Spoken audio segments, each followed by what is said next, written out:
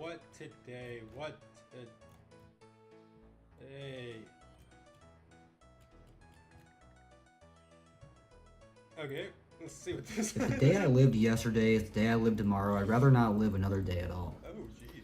This is something that I think of day in and day out when I have to just continue this constant cycle of dread.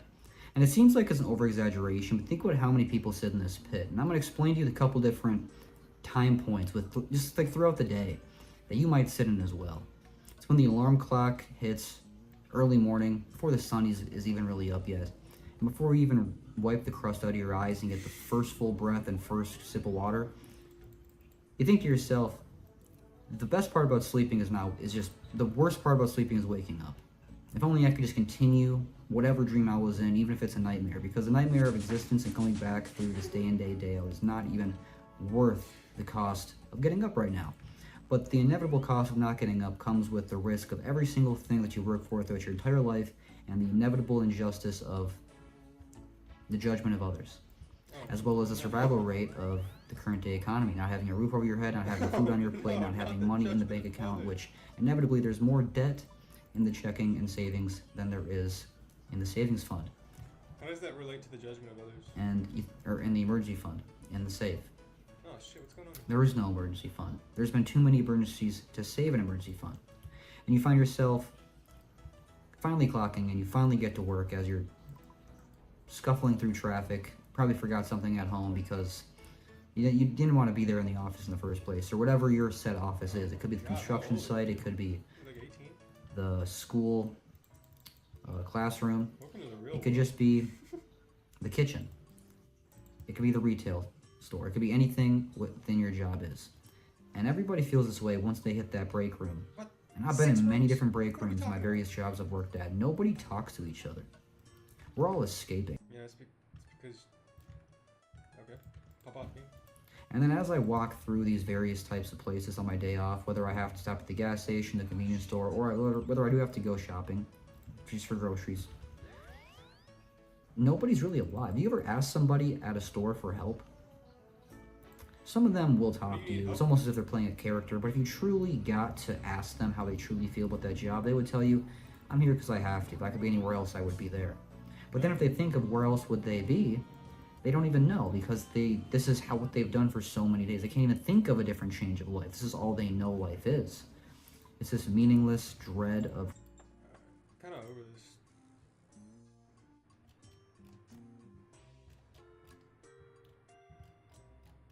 I thought I was gonna like laugh more, but man, that just made me sad. It's like, alright, welcome to your early midlife crisis, I guess. Good luck. Yikes. Ooh. Maybe he just needs to play this song.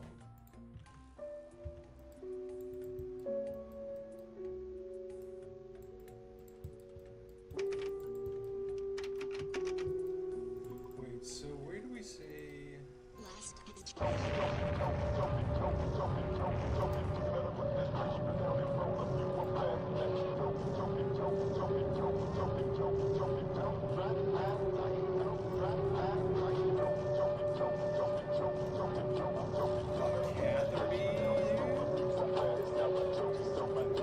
might just have a brief hold this back.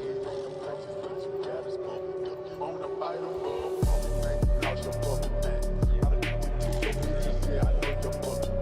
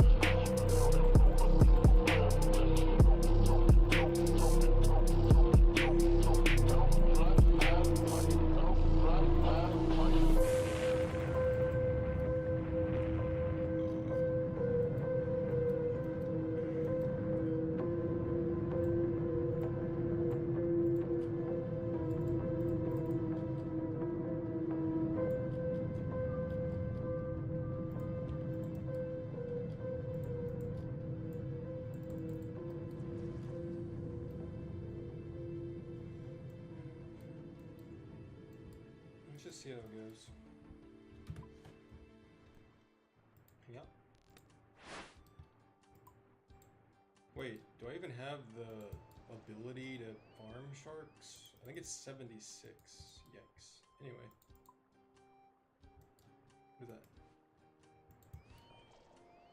I don't even know where I'm going.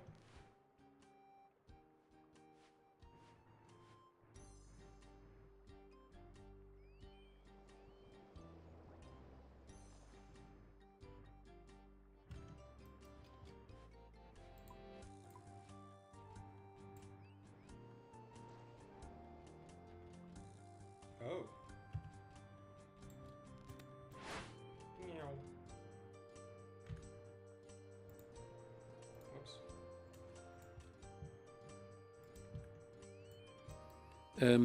It's a long-term process of shifting of wealth from wages to profits. This is not just in America. This is a global phenomenon.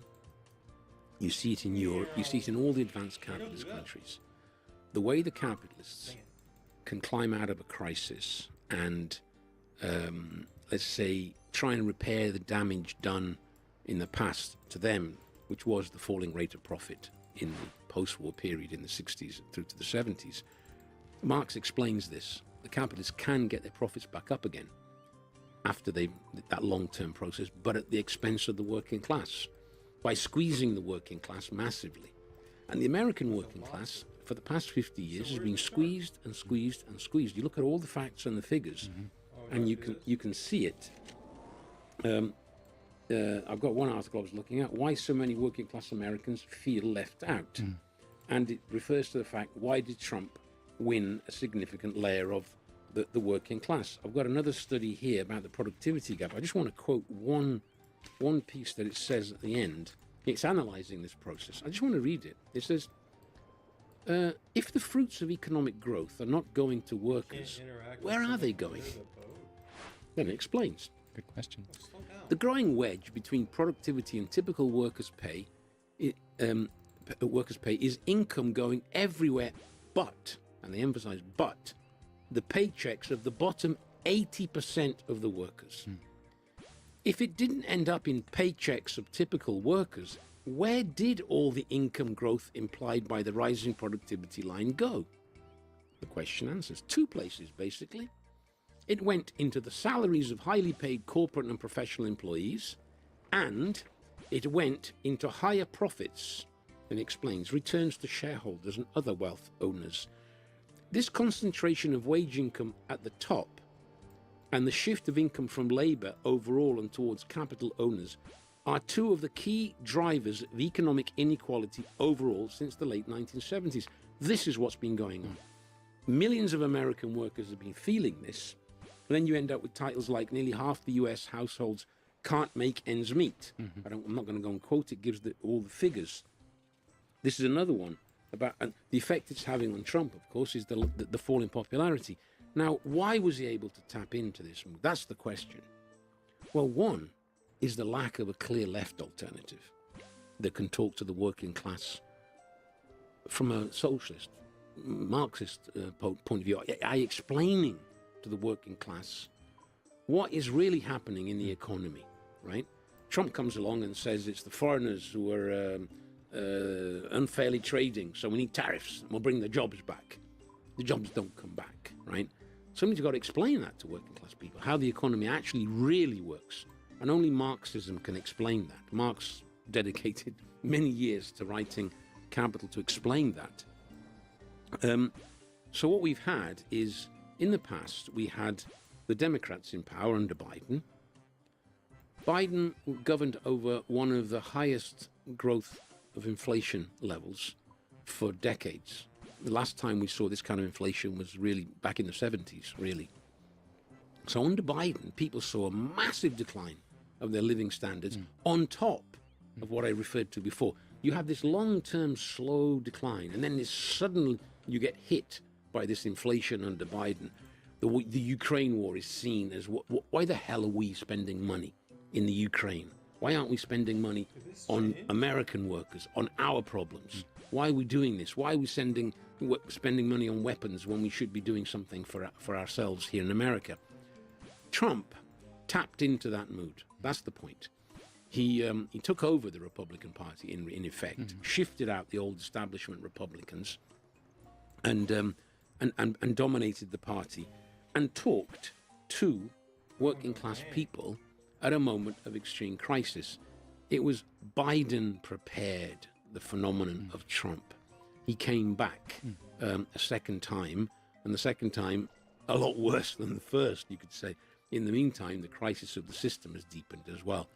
But the reason why he was able to do that is because, on the one hand, the system was being governed by the liberal bourgeois, we can call them, of the Democrats. The liberal bourgeois are sometimes the worst. They present themselves with these nice images of themselves. Oh yes, identity politics and rights of this and rights of that. But the one thing they don't defend are the rights of the working class, the millions of people that produce the wealth, whether they're black, white, men, women, young or old. It's working class people who have suffered. They're the ones that were concerned about how to put bread on the table for the family. Under Biden, that got a lot worse. There's no clear workers' party in America. There's no workers' organization which is talking to the working class in class terms, explaining to them where the problem lies. And that allowed Trump to step in and basically present himself. I'm the guy that defends the working class. You saw those pictures of him with workers behind him while he's talking, you know. That was in the election campaign, and I'd say also in the months following. But things are starting to have changed, and they're going to get a lot worse. Trump is being exposed for this. And I think if we want to just briefly list things that we've spoken about before, an indication of the real mood in America can be seen in things like the Kimberly-Clark warehouse that was burnt down, which was hugely popular amongst a layer of people. Now, people are not saying we should burn down every factory or warehouse, but they can understand the why, right? The Luigi Mangione thing. I looked at a recent poll. Amongst 18 to 29-year-olds in America, we have 41% saying that what he did was acceptable. That's an amazing state of affairs. We had the Minneapolis General Strike, the biggest of its kind since for 80 years. We had the more recent March No Kings protests, where they had thousands of events and millions of people taking part. That all is showing the real mood that exists in America. On top of that, we have also on the electoral front, I mean, I don't know if we want to develop this now, but it's, you know, what is of concern to people, a lot of, you know, people on the left, angry young people, concerned workers, etc., working class people, is, well, we know what Trump is. He represents, you know, a monstrous side of capitalism, you could say. But what's the alternative? But in America, we can see that in spite of what you were saying, you know, they were all, you know, when Trump came to power, all the talk was, oh, the threat of fascism, etc. Well, if it's fascism, as some people state, how do you explain the elections in New York of Mamdani? I mean, I have studied a little bit the history of Italian fascism. I don't remember that when Mussolini came to power, the next thing that happened was within a year or two, you had elections which elected sort of left-wing politicians, like of the type like Mamdani, or what's happening in Los Angeles, where this Nithya Raman, is projected to come second and could stand against the incumbent Karen Bass. She's seen as a kind of Mamdani type. She's a member of the Democratic Socialists of America. She's been campaigning on sort of left-wing politicians, like of the type like Mamdani, or what's happening in Los Angeles, where this Nithya Raman, is projected to come second and could stand against the incumbent Karen Bass. She's seen as a kind of Mamdani type. She's a member of the Democratic Socialists of America. She's been campaigning on what? Housing, reducing homelessness, bringing back jobs. She's talking about the issues that affect young people and workers in the same way as Mamdani. Now, that reveals that there is a big left-wing constituency in America that's looking for a point of reference. And where a politician of this kind, we would say they're very soft, they're very, at most you could say, reformist in their thinking. But because of the vacuum, they show that there's an alternative on the left. And when it does appear, it gets support. Now that confirms what we said 2 years ago. It's not fascism. It's the vacuum on the left, Trump talking to the working class in a moment of crisis, picking up the support because nobody else is talking to the working class. But this is going to be a temporary phenomenon. It will eventually reveal its weaknesses. Trump will show his limitations because he will not.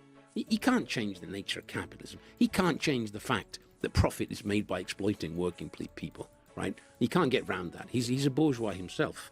He will eventually have to govern in the interests of the ruling class, and he will be exposed, particularly in the eyes of that working class constituency that voted for him.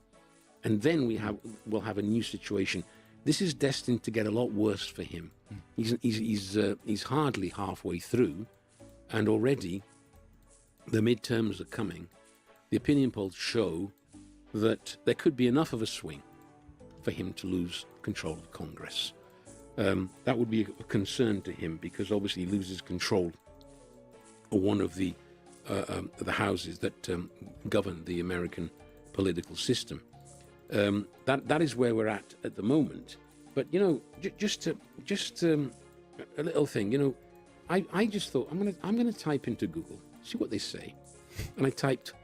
It says, what is the mood of the American working class at the moment? I just wanted to say, obviously, what they do is they cite sources, right? But this is what comes up. I actually want to read it. The objective opinion of Google. The overall mood among the working class in the United States is characterized by deep economic anxiety and widespread frustration, largely driven by a perceived disconnect between overall economic metrics and individual household realities. Despite positive macroeconomic indicators, many workers feel increasingly squeezed by the rising cost of living. And then it gives you the sources. Obviously, all it does is goes and picks up the different sources. But this is clearly the dominant view that's emerging. And then it lists persistent inflation, also political estrangement. It says, workers express feeling disrespected or ignored by policymakers, increasingly viewing both major parties as disconnected from their daily struggles. I was wondering, maybe we should put Google on our contact list and ask them if they want to discuss with us and deepen their understanding of why all this is happening. But I thought it was interesting that that's what came out. And then I did actually go and check the sources, and they're all different articles about this question of what's happening to the working class, what the mood of the working class is, and why. It doesn't take much. Inflation in May, official inflation, was at 3.8%. Food prices in particular going up. But there's another interesting piece of data from April. Wholesale inflation in April hit 6%. Now that's bad news for Trump because wholesale prices eventually trickle into the retail market, the retail price index. So this 6% wholesale inflation means that in the next months we could see this 3.8 or almost 4% inflation creeping upwards. Now that's going to increase it refers to what I said earlier on. Families who say if there's a $1,000 a year increase in their costs, they'd be right on the edge. They wouldn't be able to cope with it. This level of inflation says there's a whole layer, millions of families in America are facing precisely that prospect. And they're going to blame the guy that's in government. That's usually the way it happens, right? People don't say, oh, it's the capitalist economy. Poor old Trump really couldn't do anything better. They're going to say, he said he'd do this. Prices have gone up. He said he wouldn't do a war. He's at war. Life's getting tough for us. Why? Why is he doing this? And this will have a political effect. And it's having an effect on consciousness, as you said, Yes, and I mean, we saw this also with the Democrats in the run-up to the last election. You had massive inflation under Biden. But what did they say? They said that it didn't exist. They called it a vibe session. You know? Oh no, it's just the vibes. It's just you're feeling down, you're feeling low, but actually you're getting richer. And when Kamala Harris was asked, "Are you going to do anything different from Joe Biden?" she said, "Well, nothing comes to mind. I'm just going to do the same." And then she lost. Well, you seal your own fate with that. But I think, you know, actually understanding this process, you know, it is extremely important, because if you don't have this perspective that we're discussing now, you will end up tying yourself to the camp of the Democrats, and you'll end up tying yourself to the ruling class at the end of the day. I remember, especially in 2020, we got a bit of flack for not supporting Joe Biden. There was a huge pressure, you know, anyone but Trump. You've seen what he can do. Don't vote for him again. But in the following 4 years, we were vindicated, you know, through Biden's presidency, and taking that class independent position at that juncture. You know, we had the genocide in Gaza, we had out of control inflation, and it all pushed a whole new layer of youth, especially young people, to reject this false dichotomy, basically, between choosing the Democrats over the Republicans, choosing one bourgeois party over another. And I want to stick with this point a little bit, because it is still a source of quite a lot of confusion on the left. You know, recently we've seen the Mamdani campaign in New York. He became mayor as a Democrat, but on a more left-wing program. Now we're seeing, as you mentioned, the Los Angeles mayoral election coming up later this year. And you have two Democrats running against each other. Rahman, who's also a DSA member, on a more left-wing platform, against the establishment candidate, Karen Bass. So what you have are these left-wing reformists. You know, on the one hand, they're reflecting the radicalization on the left, but they're attempting to use a bourgeois party to get into office and carry out their program. Obviously, the US is a bit unique in that it's a two-party system, and it poses some concrete questions. But I think it is a phenomenon that is a well-trodden path historically, and there's a lot of experience to look back on in regards to this question. A lot of disasters and disillusionment has come from similar strategies in the past.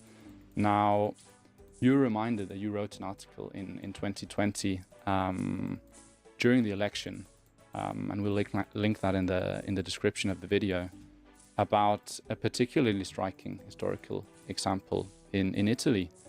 Because in Italy, at one point, you had the strongest communist party in Western Europe. You know, 2 million members, 34% of the vote at one point. It was a genuine mass working class party, and it was destroyed.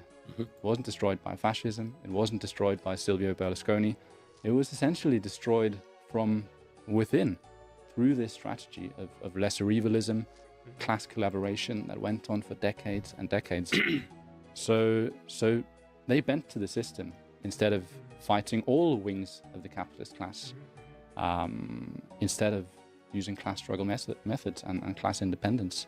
So maybe for our listeners, you can walk us through what happened in Italy and how that's relevant to the US today, and this question of lesser evilism and channeling the left-wing aspirations of young people into the Democrats. Yes, I went back to that article to see what I said, remind myself. It was written to answer this question of lesser evilism, but based on concrete experience. In this case, the case of Italy. But I just wanted to quote, towards the beginning, I say this: it is true, if Biden wins, Trump loses. Yes, you've achieved your aim. Stop Trump. But then I go on, but what will Biden do if he wins? Will he carry out a progressive, in inverted commas, policy in defense of the income, jobs, housing, education, pensions of working class Americans? Ask a child of 6 and they know that is not the case. That was the introduction to the article. Now, the article went back into the background of what happened in Italy. Now, just very briefly, the reason it's important also to discuss this, because we define ourselves as revolutionary communists. Sometimes I was at a stall once, and somebody said, "Why revolutionary communists? Isn't it enough to call yourself communists?" And I said, "Well, yeah, it's to distinguish ourselves from a party like the Italian Communist Party of the 70s, which had almost 2 million members, had huge support, on the basis of, the idea was this: 1973 there was a coup in Chile. To avoid a coup in Italy, to avoid provoking the fascists, we got to moderate our position and form an alliance. They, in effect, it's a kind of lesser evil with the Christian Democrats, who were basically the conservatives of Italy at the time. I don't want to go into the article, you can read it, but the result was, by making that compromise, what did they do? Instead of carrying out a communist policy, when the Christian Democrats imposed the austerity on the Italian working class, which the crisis of the 70s demanded, for the bourgeois, that is, not for the working class, which involved increasing electricity bills and other energy bills, fuel bills, price of petrol, everything went up as a consequence of that austerity to get the money in to bring down the debt. The reaction was, I remember being asked by a relative, says, "You're a communist. Tell me, why should I vote communist again?" I remember thinking, rage, these leaders of ours have put me in a position, I've got to try and explain their policies. I don't agree with their policies. I'm a communist, yeah. I don't agree with any of this. But the way it was being presented, this is what the communists do when they're in government. They increase everything, right? They had massive support, huge illusions. Now, that led to the decline and eventually the destruction of the Communist Party. That's what so-called lesser evilism did. But then what happened? The article explains. In 1991, there was a split in the Italian Communist Party. A new formation emerged on the left called Rifondazione Comunista, Communist Refoundation. They had about 120,000 members. They had a group of MPs. And in some towns like Milan and Turin, they had 10, 14%, 15%. They had significant votes, especially in some working class areas. That communist tradition was still alive in Italy. What did they do? Berlusconi appears on the scene and forms an alliance with the ex-fascists of the MSI, who now recycled themselves. That was an alarming scenario for a lot of people on the left. The fascists in government, right? There was a demonstration of 500,000 people in Milan against this. Now, in Italy, what happened? You had the centre-left and the centre-right. Everybody in Italy, nobody calls themselves left or right. They're all centre-left, centre-right, i.e. they're moderate right and moderate left. You've got to see the centre ground. You've got to refer to that. What happened was Berlusconi emerges as a party, financed, a bourgeois financing a new bourgeois party, in alliance with the ex-fascists, and forms a government. The whole line was, we've got to stop these people, stop the right, stop the right. Rifondazione Comunista supported the centre-left. The idea was, it's all very good talking about class struggle and all the rest of it, but today we've got to stop the right. I can remember saying, you do this, you're going to prepare the return of Berlusconi. And Berlusconi returned more than once, right? In the process, Rifondazione Comunista, the way it was rewarded by supporting the centre-left over and over again, with the idea that we have to stop the right. Yeah, you stop the right, and then the so-called centre-left comes in, politicians who carry out the policies dictated by the capitalist class. You take the blame for it. You suffer the consequences. 2008, Rifondazione Comunista lost its last MP and disappeared from Parliament. They destroyed themselves. They're now less than 1%. No, the young people don't even know they exist in reality. And it's a lesson, because what I pointed out towards the end of that article, and I want to quote it, is this is when Biden was being presented as the lesser evil. It says, if the left is tainted with the policies of Biden, then Trump, or someone like him, or even worse, I could say it's him, but it's even worse. It said, will come back at a later stage. That's what happened. Voting for the lesser evil does not stop the greater evil. It merely prepares the ground to strengthen it at a later stage. That's what they did. They defeated Trump. Yep. Lesser of two evilisms. Tired of this fucking clown show. How many different people have to explain it in their own way for us to wake up? Oh, right. We're as pig-headish as he says we are. Oh, right. Let me go take a poop on my porcelain pig throne. And brought Biden to power, and then Biden prepared the return of Trump. Exactly what we predicted. Now, why we were able to do that? We don't have a crystal ball. We don't have somebody showing me the future of things. We did it because we stick to a Marxist method of analysis. We look at the real class interests, the real state of the economy, what Biden actually really represents. Biden is hated by a big section of the American working class because of what he did. And Trump was able to tap into that. What's happening now is Trump is slowly going down the same road. He's starting to be seen in a similar way by a lot of workers. That is what is happening in America. In effect, a vacuum is building up in American politics that's looking for something to fill it. Trump filled it temporarily and partially. He's now losing that ground that he gained, and it's opening up again. Another opportunity is being prepared for a turn in American politics. Yes, and I think we've seen a similar process, happening in Europe after 2008. I mean, we've talked about this many times and we shouldn't go into it now.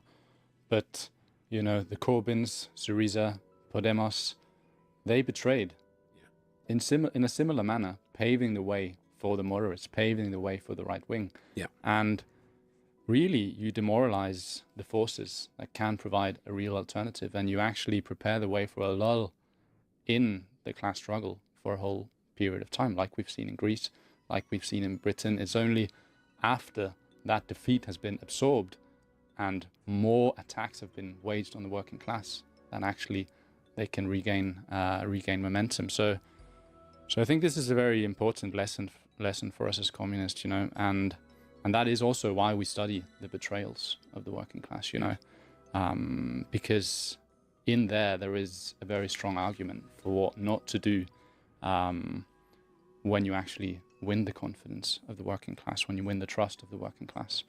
So if we turn back to the US, I mean, I think one of the things that are the most telling about consciousness today, it is despite the fact that there's a falling popularity of Trump, the Democrats, they aren't really picking up the support. Obviously, you have individuals here and there, often the ones on a more left-wing platform, they do pick up some support, but the Democrats as a whole, they're also in a deep crisis. Mm-hmm. Actually, they're at an all-time low in popularity. There was a poll in March 2026, and it found that they had the second lowest approval of any item on a wide range of topics, behind only ICE. ICE, this hated institution of basically military police rounding up migrants and people of another skin color in the US. And meanwhile, you have 55% of the US population saying that they would vote for a third party if it existed. So there's this enormous vacuum, extreme polarization, but also abstentionism from classic two-party politics. And a lot of people are actually moving to the left in quite a fast-moving way, quite a radical way, even if it's not expressed on the surface. We've quoted these figures many times, but I do think it's worth just restating them. There was a Cato YouGov survey found that 62% of young Americans hold a favorable view of socialism, 34% a favorable view of communism, and among residents of large cities, it's actually 20% of all ages view communism favorably. Yes. I mean, that's astonishing, extraordinary figures. Similarly, there was a Harvard youth poll that found that 13% of young people think the country is headed in the right direction, quote unquote. And 58% say that they find little or no purpose in their everyday lives. Yes. So, and it's actually Trump voters under 30 that have suffered the fastest disillusionment since he came to power last year. There's been a 54-point net negative swing in his approval rating among this group of voters in the first 8 months of his second term. That's astonishing. And then, as of course you mentioned, Minneapolis, which was, I think, genuinely one of the most significant events that we've seen in the American class struggle for a very, very long time. New layers coming out onto the street, also drawing important lessons from the Black Lives Matter movement a couple of years before, and taking on the state and taking on Trump on the streets. And you mentioned this as well, these vigilante-style individuals who've begun to pop up in American society, carrying out retribution against the system.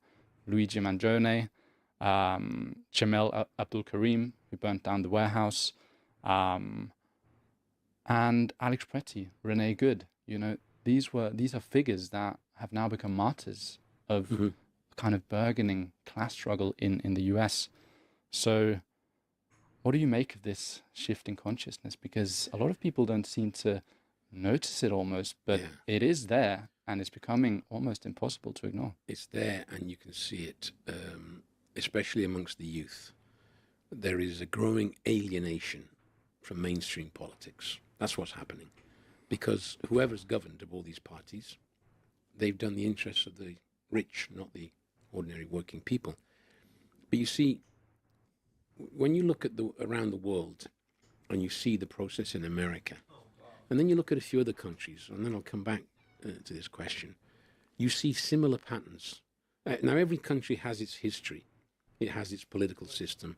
It has its traditions. In Britain, you have the Labour Party. In America, the Democrats and the Republicans, and etc. But if you look at what has been happening, in the recent period, whoever gets elected becomes very unpopular very quickly. Starmer now, for instance, has a 21% favourable vote, let's say, and a 72% unfavourable. We shouldn't forget that it was only 2 years ago that Starmer was elected on a landslide victory. But the problem is, and we've said this many times, when you actually look at the facts of the way people vote, how many actually vote? There's a big layer that don't vote for anybody. But these are still people who work and live in this society, who suffer inflation, who suffer joblessness and homelessness. Only 20% voted Starmer actively, right? Now in the polls, we see reform with Farage. Farage, let's say, is the British Trump. He's trying to be anyway. On about 25 to 29%, according to polls. Labour's below 20% in the polls. That means they're probably getting about active 10% of the population still supports Labour.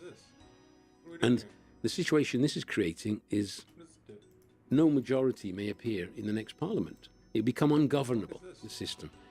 But like in America, where you have the Mandanis and the Los Angeles situation showing that where there's some kind of even a mild left alternative appears, it can tap into this mood.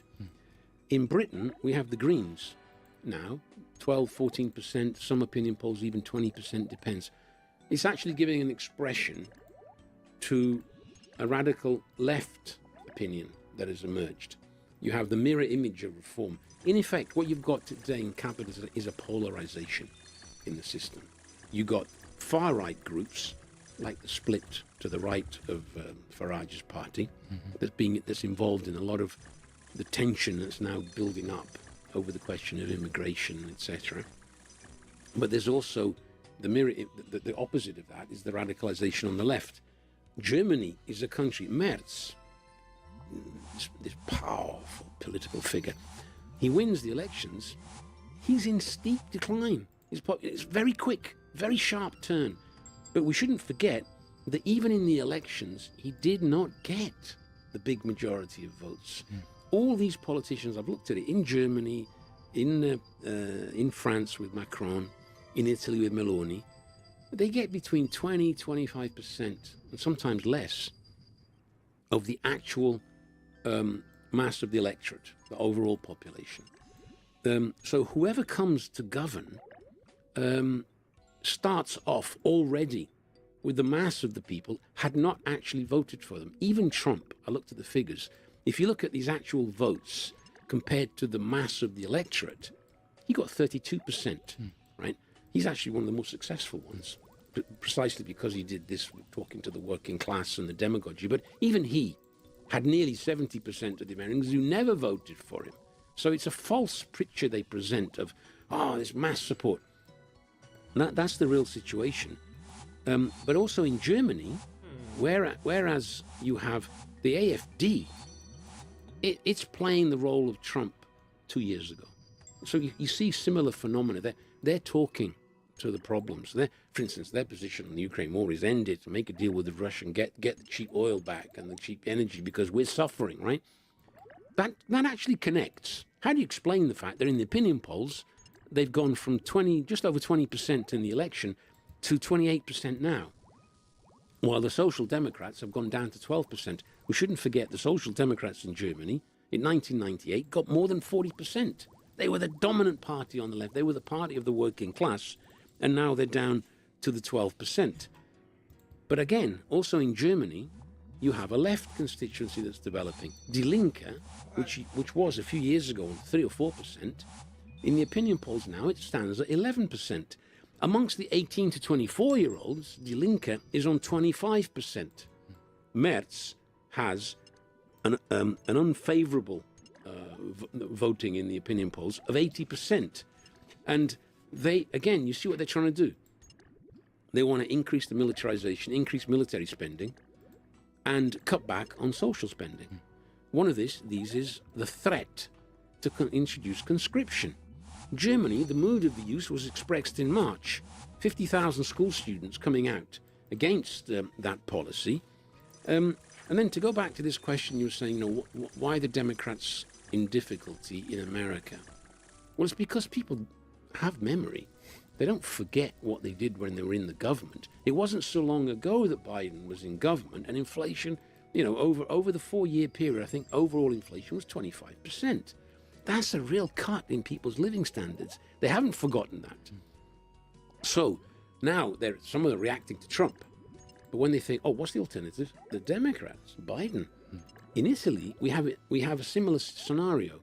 Meloni, you could say, was the Italian Trump. She filled that vacuum, leaping from 4% to something like 26% in the elections. Right? Again, the same point is valid for Italy.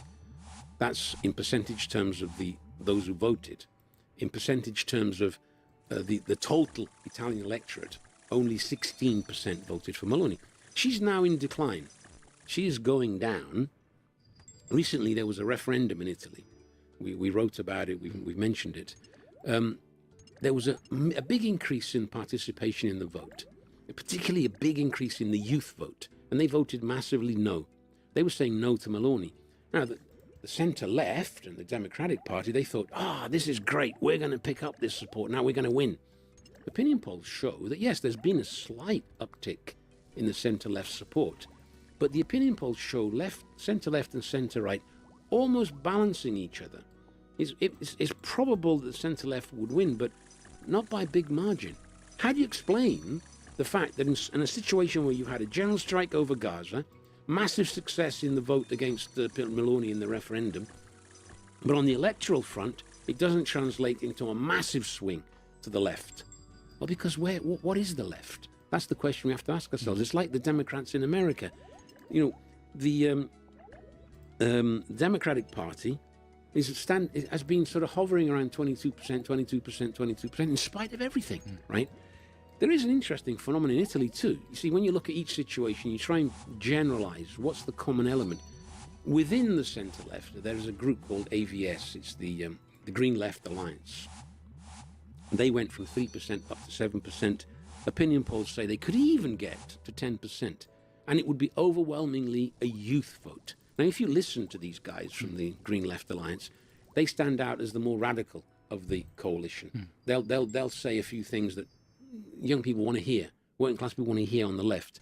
So again, you see the right wing. Oh, by the way, there's the equivalent of restore Britain in Italy as well. There's a general called General Vannacci. He's launching his party. He's taking votes from the right.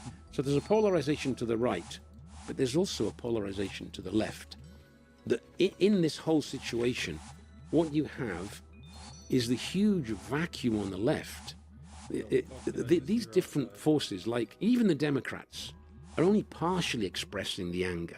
It's simply because by default, you want to get rid of Trump, vote Democrat, okay? But it's not convincing a big layer of the population where the Democrats do get a candidate like Mamdani or in Los Angeles, the fact that a DSA figure has emerged shows that people are prepared to vote for what looks like an alternative that's based on working class issues. But it's still a very weak alternative in America. And I think what it comes down to, the key question in this whole scenario, when you look at all the elements involved, a capitalist system in crisis, declining living standards, wars, Ukraine, Gaza, the genocide in Gaza, then the war in Iran, which is having devastating economic effect globally and affecting living standards of people. People are really suffering. They look at the politicians, and in one country, Starmer is governing. He had a landslide. He's now very unpopular. In Italy, you have the right wing governing. It's in decline. In Germany, you have the AfD rising, but the Die Linke on the left expressing that left constituency that's growing. You have a scenario where there's huge potential for a left force to emerge, to talk to the working class about the real issues and give an answer, explain why the system is in crisis. Why is it that capitalism goes into crisis? In Britain, is it because of all the immigrants? That's absolute nonsense. It's the capitalist system, the way it works. It's this, what I said earlier on, massive shift from wages to profits. That's not being done by the immigrants. That's being done by the American bourgeois class, by the capitalist class, by the British capitalist class, by the French capitalist class, the German capitalist class. They're all applying the same policy to get their profits up at the expense of the working class. And they're not stupid. They got their strategists. Even Musk is a weird individual, but he's promoting the far right. And he's promoting conflict between white workers and black workers, white workers and immigrant workers. Anything that divides the working class is good for them, because a divided working class is a weak working class, and they can carry on governing the system. And they can govern it both through Biden and through Trump. And if Trump fails, they will try to bring the Democrats back in. But if we want to look in perspective, they might get away with this one more time in a couple of years' time, because there is no alternative. By default, what would the Democrats do if they come to govern this system in the mess that it's in at the moment? They would continue with the policies of attacking the working class. It would be I think it would probably be the final kiss of death for the Democrats. Then they would really, the political scenario would start to fragment. And in that scenario, a genuine left force could pick up massively. You know, we shouldn't be discouraged by the fact that here or there you have small left forces with small votes. You know, after all, Meloni from 4% became the prime minister of Italy. The same can be done on the left, but it's not. What we should be warning against is, don't do it on the basis of a reformist program, which means you're not going to tackle the capitalist system as it really is. You're going to try and dabble around with it, try and manage the system. The level of debt is such that you cannot manage it in favor of the working class without touching the big property, the trillions of wealth which has been accumulated. Any government that refuses to tackle that question is going to have to bend to the pressures of the people who own that wealth, whether they're a Trump, whether it's a Biden, or whether it's even a Mamdani. They will be under that pressure. Therefore, the question has to be asked, what has happened to the organizations of the working class in the last 50, 100 years, you could say? In the period of boom, social democracy could govern and could actually give the working class something. The Labour Party gave the working class of Britain the National Health Service, which they were all proud of. Pension systems, a lot of welfare, free education. The system could afford to give those reforms. And the traditional parties of the working class that governed in that moment were able to say, look what we've done. For the last 50 years, we've had the opposite. A system in crisis, and whenever the traditional workers' organizations, Labour Party or the Socialist Party in France or the Social Democracy in Germany, even the Democrats in a certain way were viewed by workers for a period as they're the party that's based on the working class, that, our interest. There was that element. It wasn't quite as clear as a genuine workers' party, but there was that kind of illusion, right? That has broken down because it's the system that cannot give these reforms. And therefore, a social democratic or a reformist organization that comes into government, supposedly to defend the interests of the working class, cannot do it. I've got one graph. I just wanted to show it to you if I can. An article it's called The Rightward Shift and the Electoral Decline of Social Democracy. I just wanted to quote. It talks about the pronounced decline in the fortunes of social democratic parties. And it says, it talks about income inequality has risen substantially over this period.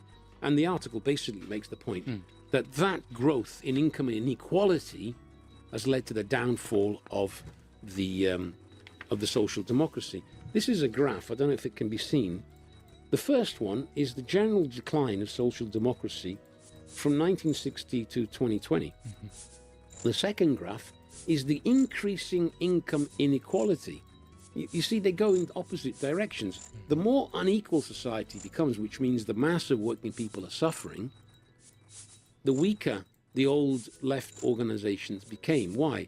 Because they were tainted with the fact that they governed the system in the interests of the capitalist class and not the working class. That explains the situation we're in. The question is, what should we do? That is the question. And I think what you just said, I mean, it paints a picture actually from our point of view as Marxists, which is the opposite of bleak. It's actually quite an optimistic picture. There is a lot of doomerism out there, a lot of, pessimism when you talk with people on the street because they can't find the answers. But if you look at the process beneath the surface in society, there's really big shifts taking place, which we can really actually build something out of. And I wanted to end on this. Just a couple of weeks ago, something quite remarkable happened in Philadelphia, in the US, and that was that our section, the Revolutionary Communists of America, the US section of the RCI, they had their yearly Congress, Third National Congress, and 650 people gathered for that. And they've been growing very quickly in the US. We're now active in more than 70 cities across the country. And it's even been at the alarm of some of the bourgeois, we've been covered by the Wall Street Journal, Fox News, New York Post, just in the last year.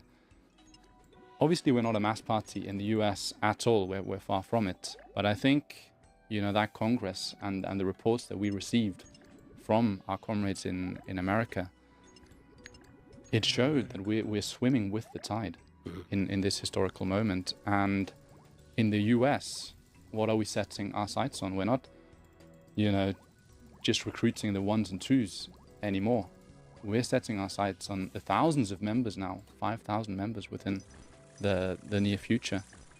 So in this, period of crisis, in this decline of the traditional mass organization, there is an immense anger, an immense openness to communist ideas out there. And that's wind in our sails, basically. So maybe we can close this episode, Fred, with you answering the question, what are we building in the US today, and why is it different from what has come before? and what is our role in this period? Well, I want to connect it to a question, which is, you see, we've just discussed the crisis of capitalism, the way the workers have shifted from one party to another, to Trump, away from Biden, and then to Mamdani in New York. You have these shifting vote patterns, which actually reflect a shifting consciousness. But we also have to understand the working class doesn't change its consciousness all in one go, and not all of the working class at the same time. For instance, an expression of working class anger was the vote for Trump, but not the whole of the working class went that way. Different layers. There are advanced layers of the working class who draw conclusions before the mass workers. We see this throughout history. And generally speaking, it's the younger layers. There's a reason for that. You reach maturity, you start to look around the world, and what do you see? You see a world mired in crisis, wars, civil wars, hunger, growing poverty. Your own life is being affected. You're being told you can't fake, you're not going to get a steady job. Oh, buy a property, get a mortgage, that's out of the question. Healthcare, we're going to get rid of that. We're going to privatize pension. You can forget it because we're increasing. What is there to offer this layer of the population, this youth? What is the next period going to give them? And they look at it and they see a real deep crisis of the system they're living in, and they look for answers. Now, that layer has got to be organized. There's enough of them to actually create a significant political party, right? They've got to be gathered together. Now, I've actually experienced it. In the 70s, I saw, it was in Italy and in other countries, tens of thousands, if not hundreds of thousands, of extremely radicalized young workers and students. And unfortunately, they were recruited by this or that political group, which didn't have a clear idea, didn't have a clear understanding of history, didn't have a fully worked out Marxist understanding. Some of them were ultra-left, some of them it's movementism, semi-anarchist, all kinds of ideas. That layer was very angry, couldn't understand why the mass of workers were still voting for the Communist Party, why the mass of workers in Italy voted for the Communists. What I sensed was an inability of that layer of advanced youth to connect with the wider working class. One of the tragedies was that the leadership of the Communist Party actually consciously and actively tried to divide the youth from the working class. Our task is to win the revolutionary youth and educate them in a correct approach to the working class. In the United States, not just the United States, in Germany, in Italy, in France, in Britain, our task is to build a party based on revolutionary Marxism, but that is capable of having a dialogue with working class people, talking to them about their issues, listening to the working class and being able to answer the questions and connect. If you can win that advanced layer and turn it to the mass of the working class, as the crisis of capitalism deepens and worsens and as living conditions get worse, you can become a point of reference within the working class. That means a non-sectarian approach, but at the same time not bending to the pressures of opportunism, not bending to this lesser evilism, standing your ground. Sometimes it means being in a small minority and going against the stream and taking the flak. You know, you get it. Oh yeah, you communists. What about now? What do we do now? You know, and these people, what do we do now? Is you support Biden? That's what they did, right? And now look at where we are. We say we stand our ground. We'll listen to what you're saying, but this is where we stand. This is what we believe in, and if we think in dialectical terms, we can see the crisis of the system is having a huge impact on consciousness. Consciousness is shifting. Different layers are shifting. But even the mass of millions of ordinary workers, their consciousness has moved on. They're fed up with the situation. They will put to the test the Mamdanis. Tomorrow it will be some other force in Britain. The Greens in Britain may well one day be in government. All these forces will pick up the anger that's there. But the limits of their approach, their lack of understanding of how the capitalist system works, means they end up compromising and actually discrediting themselves and doing a disservice to the movement as a whole, because people's hopes are raised, then the people that you elect disappoint. Where do we go from here? That's why it's necessary to build that revolutionary alternative, stick to our guns, explain the ideas of Marxism in a patient way to ordinary workers and youth, and win the most advanced, educate them, and become that political force which can connect with the rising tide of class struggle that is coming. That is coming. Minneapolis was a foretaste of what is coming. Imagine Minneapolis spread across the whole United States, Britain, Italy, the Gaza strike in Italy. Imagine that repeated around Europe. That is the future that we're looking at. Of course, the flip side is the extreme right is also trying to pick up support in this situation. So what we have is a polarization on the right and the left. I always say it's like two armies preparing to enter battle, right? But you see, the army of the working class, numerically and objectively speaking, is much, much stronger. But an army also needs good leaders, correct tactics. It needs to know what it's fighting for. And we need to build those forces within the working class that become that party which can lead in that class struggle that's coming. Because if you build it in time, then the perspectives are enormously positive for us. If you don't, then we're looking at a barbarism. That's what they're preparing. What we saw here in Britain yesterday in Belfast, the burning of poor people's houses. That's the barbarism of the capitalist system.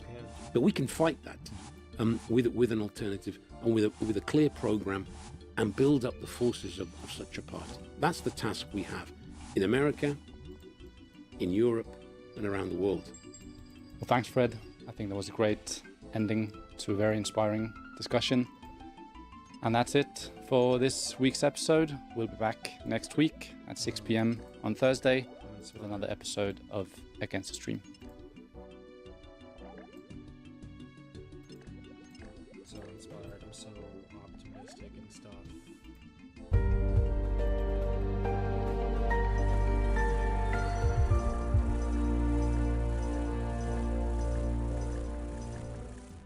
The commercial or mainstream press is a megaphone for the ruling class.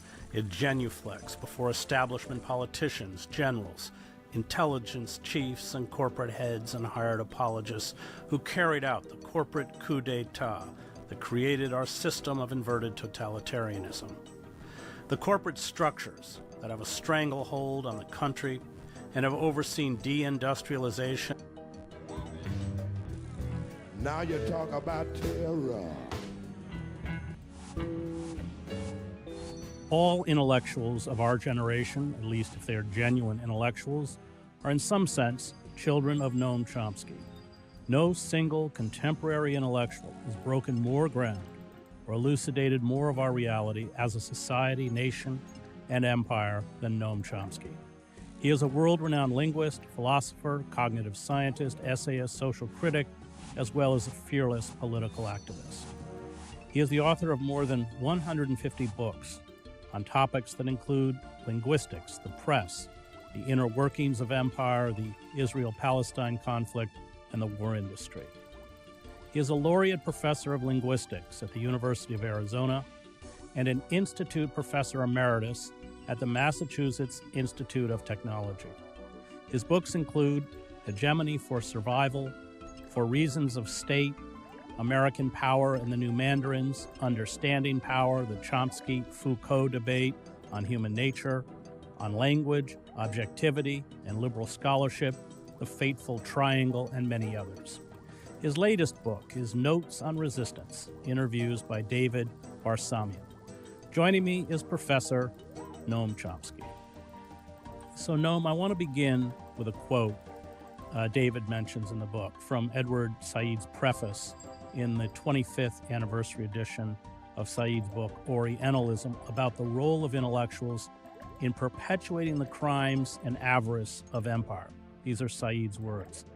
Every single empire, in its official discourse, has said that it is not like all the others, that its circumstances are special, that it has a mission to enlighten, civilize, and bring order and democracy, and that it uses force only as a last resort. And sadder still, there always is a chorus of willing intellectuals to say calming words about benign or altruistic empires, as if one shouldn't trust the evidence of one's own eyes, watching the destruction and the misery and death brought by the latest civil truce. Can you talk about this battle between these intellectual poseurs and genuine intellectuals, a battle that I think has defined much of your own life? Well, Edward's comment is quite accurate. As far as I'm aware, I can't think of an exception to it.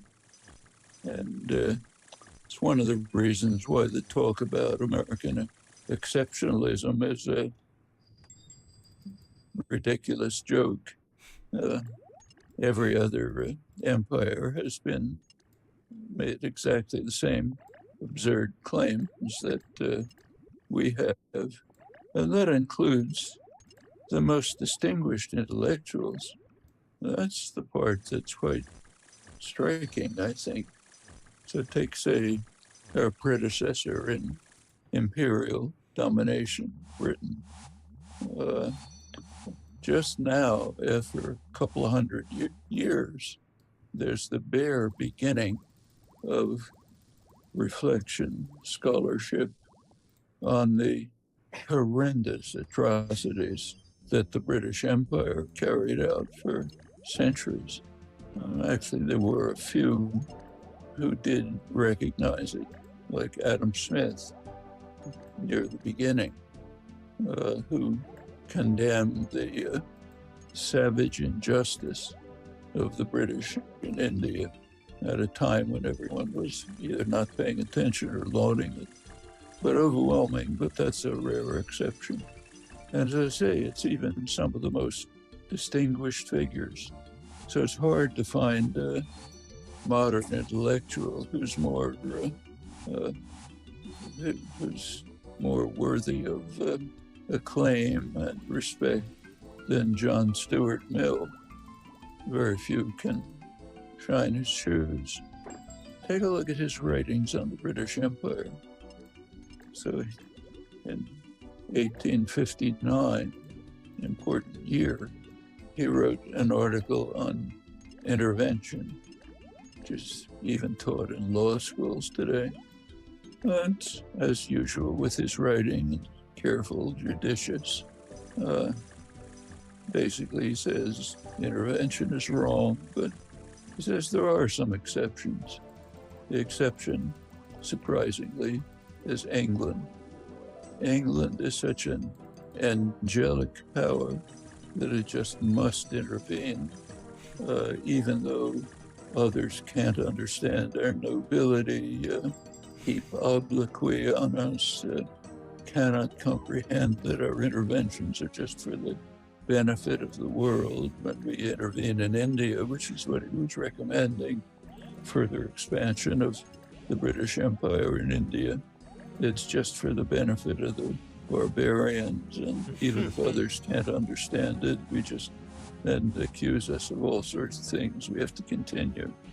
Well, what was particularly interesting about this was not only the content from a highly distinguished figure, but the timing was right after some of the worst atrocities that Britain carried out in India.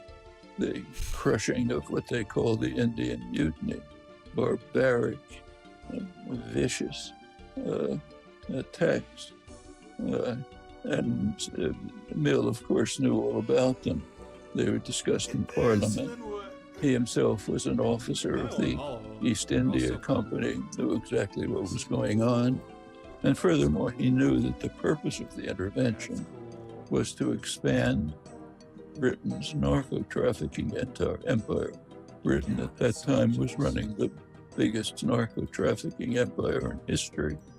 They needed the opium from India to carry it forward. The purpose was to break into China by violence and deceit and compel the Chinese to accept British manufacturers, which they didn't want, and British domination and control.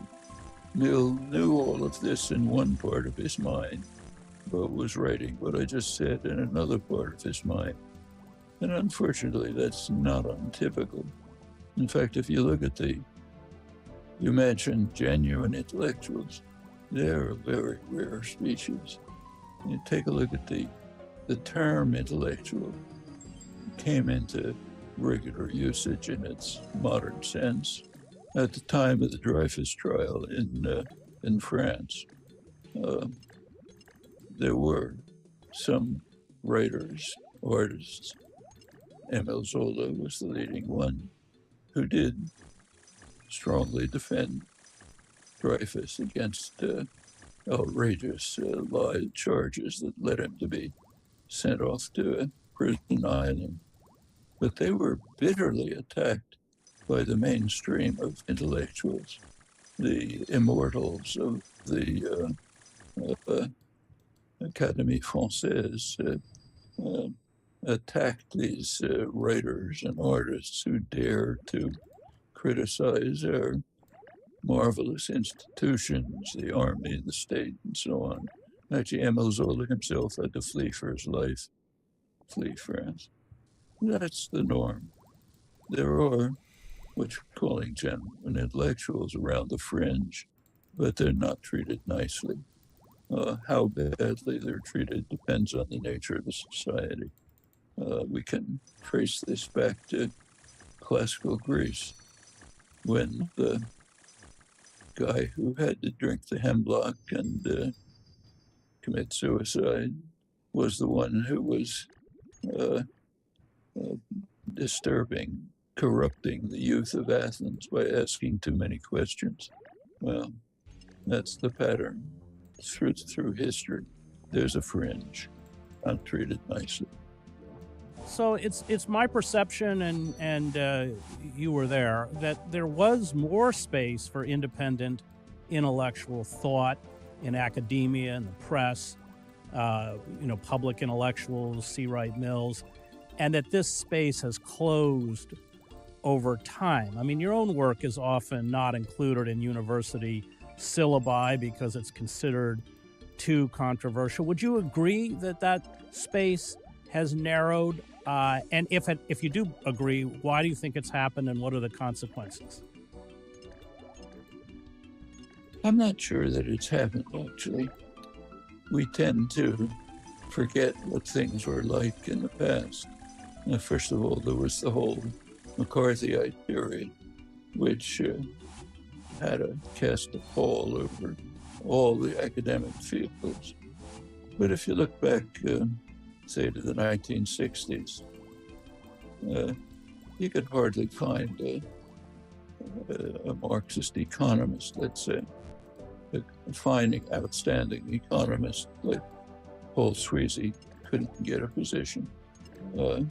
Now you can find a scattering of left-wing economists. The same in other areas. I think the effect of the activism of the 1960s and its aftermath has had some effect in opening up the media and the professions. There's more critical scholarship in many areas than there was at the time, which is not a high bar to pass, I should say. But you can get a kind of a sense of this by looking at a journal like the New York Review of Books, probably the main journal of moderately liberal, moderately left intellectuals. So starting in about 1967, ending in about 1972, a couple of years there, the journal was open to critical intellectuals. I wrote there Franz Sherman, Paul Lauder, Lawrence Howe, Hayden, Peter Dale Scott, a number of others. Then it closed off early 70s, mid 70s, closed off. More recent years begun to open up in some areas. So, for example, you just couldn't touch anything having to do with Israel. Literally nothing. Couldn't say a word until about the mid 90s or so. Now you can have some critical commentary, mainly by people living in Israel. That makes it a little easier. And if you look at what this is reflecting, it's reflecting the general mood among young intellectuals. The review tried to keep a little bit to the critical side of the general mood. Late 60s, early 70s was a period of considerable activism and engagement. So it was reflected in the review. Died off in the mid 70s, they shifted with it. So it continues. But I think all in all, over the years, I would say that there's maybe somewhat more opening now than there was back in the 50s when McCarthyism was very tight, and into the 60s when you just barely began to get some openings. It's, I think you can easily understand the reasons. If you take a look at the academia is mostly moderately liberal, but moderately liberal means almost completely subordinate to official doctrine and ideology. Can't go millimeter beyond it. And so if there's occasional exceptions, that's a reflection of the pressures of activism and engagement, mostly of students. I want to talk about the role of liberals. You've pointed out that they are tolerated by the ruling capitalist elite as long as they do not question the virtue of the rulers or the structural and social systems that sustain the elites. I wonder, and of course they become the attack dogs on those who do, people such as yourself. Do liberals do more damage than good? And can you explain how they're used to discredit critics? It's very clear. Take somebody like Howard Zinn, who had an enormous impact on the consciousness of the modern generation, just opened up doors for them that they'd never seen before. He was hated by the liberal intellectuals. Bitter attacks on him. Actually, is a very good, interesting book by David Detmer called Xenophobia, who runs through in detail the bitter attacks on Zinn by liberal historians mostly, and takes them apart and shows that they're almost total lies and distortion. But what's interesting is about the savagery. They regarded him as a real danger and went after him. Your phrase is accurate, like attack dogs. Didn't affect his audience of young people, which remained, but it was a severe attack. Others, some of the most outstanding scholars, scholarship has to recognize their contributions are still not part of the curriculum. People like Gabriel Kalka, for example, one of the most outstanding scholars of the Cold War period, but you'd find it pretty hard to find his books. A lot of people crib from his books because he does amazing scholarship, but you're unlikely to find it on a reading list. And that's pretty common. The liberal intellectuals are basically saying, we're the limit of criticism. You don't go a millimeter beyond us. If you do, that's dangerous. For one thing, it affects our standing as the courageous critics. We don't want to be exposed as what's sometimes called stenographers of power, people who basically accept the reigning ideologies and repeat them. We want to be perceived as courageous defenders of right and just against power systems. You know better than I do because of your long experience, but I have the same impression about the media too. Just to give you an example, and you may recall that after the Tet Offensive, Freedom House launched a huge attack against the media. 2 volumes, Peter Braystrup condemning the media for being so anti-American that they lost the Vietnam War. They were lying about it, crimes committed by the United States, and so on. Well, I actually went through the 2 volumes, probably the only person who read them. 1 volume was documentation, the other was commentary. The commentary was almost total fabrication. It had almost nothing to do with the documentation. There's a long section of my book with Ed Herman on manufacturing consent. The last part goes through this in detail. What was interesting to me was the reaction of journalists. They didn't like it.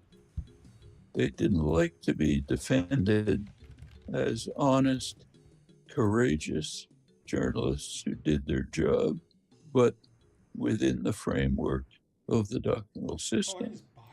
So if there's an atrocity and you slaughter a lot of civilians, it's a mistake. It's not, it's normal policy. They didn't like to be told, you're not, you're doing courageous and honorable work, contrary to the lies that are being said about you, but you're caught within a doctrinal framework. My impression was they very much disliked this. Got a lot of critical comments on them. Well, I think that you can tell much better than I whether that's an accurate perception, but I think it's pretty much true of liberal academic work. And you can see it not just in the United States. Take, say, England. Take a look at the attack on Jeremy Corbyn. It's very striking. I mean, Jeremy Corbyn was trying to create a Labour Party that would actually be a constituent party with participation of its constituents and a party that would answer to their needs. The whole establishment came down on him like a ton of bricks, led by its left liberal component, like The Guardian. They hated this, concocted all kind of fanciful tales about anti-Semitism. This was just recently exposed, not in England, by Al Jazeera in a detailed study of documents that came out of the Labour Party, barely discussed in England, a couple of words. They don't want to hear it. But and he was actually virtually kicked out of the Labour Party on totally fraudulent charges, but mainly because of this effort to undermine establishment liberalism by creating a genuine popular left party with participation. They don't want that. Well, that's kind of similar to what we see here. You're referring to the Al Jazeera report, The Labor Files, which is really brilliant. And of course, I think shames the British media because that should have been their job. I want to ask what a motivation for these liberals, these figures in the media, in academia. Do you think it's just craven careerism? It's that, but I think it's a lot easier to accept and conform than to attack power for obvious reasons. So it's just easy to fall into it. It starts when you're a student.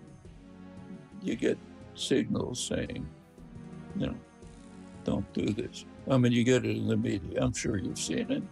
A young reporter gets a little too critical his editor says, why don't you take a job as a police reporter for a while and calm them down.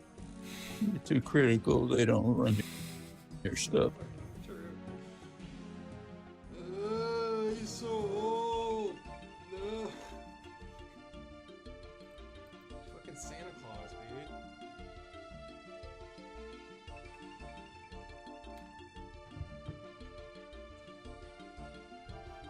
I gotta be right back, so let's do this.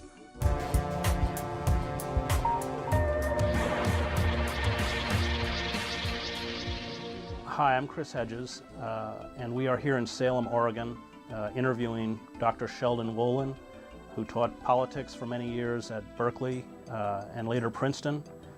He is the author of several seminal works on political philosophy, including Politics and Vision and Democracy Incorporated, and we are going to be asking him today about the state of American democracy, political participation, and what he calls inverted totalitarianism. So let's begin with this concept of inverted totalitarianism, which has antecedents, and in your great work, Politics and Vision, you reach back all the way to the Greeks up through the present age to talk about the evolution of political philosophy. What do you mean by it? Well, I mean by it that in the inverted idea, it's the idea that democracy has been, in effect, turned upside down. It's supposed to be a government by the people and for the people and all the rest of the sort of rhetoric we're used to. But it's become now so patently an organized form of government dominated by groups which are only vaguely, if at all, responsible or even responsive to popular needs and popular demands. So that, but it, at the same time, it retains a kind of patina of democracy because we still have elections. They're still relatively free in any conventional sense. We have a relatively free media, but what's missing from it is a kind of crucial, continuous opposition which has a coherent position and is not just saying no, no, no, but has got an alternative and above all has got an ongoing critique of what's wrong and what needs to be remedied.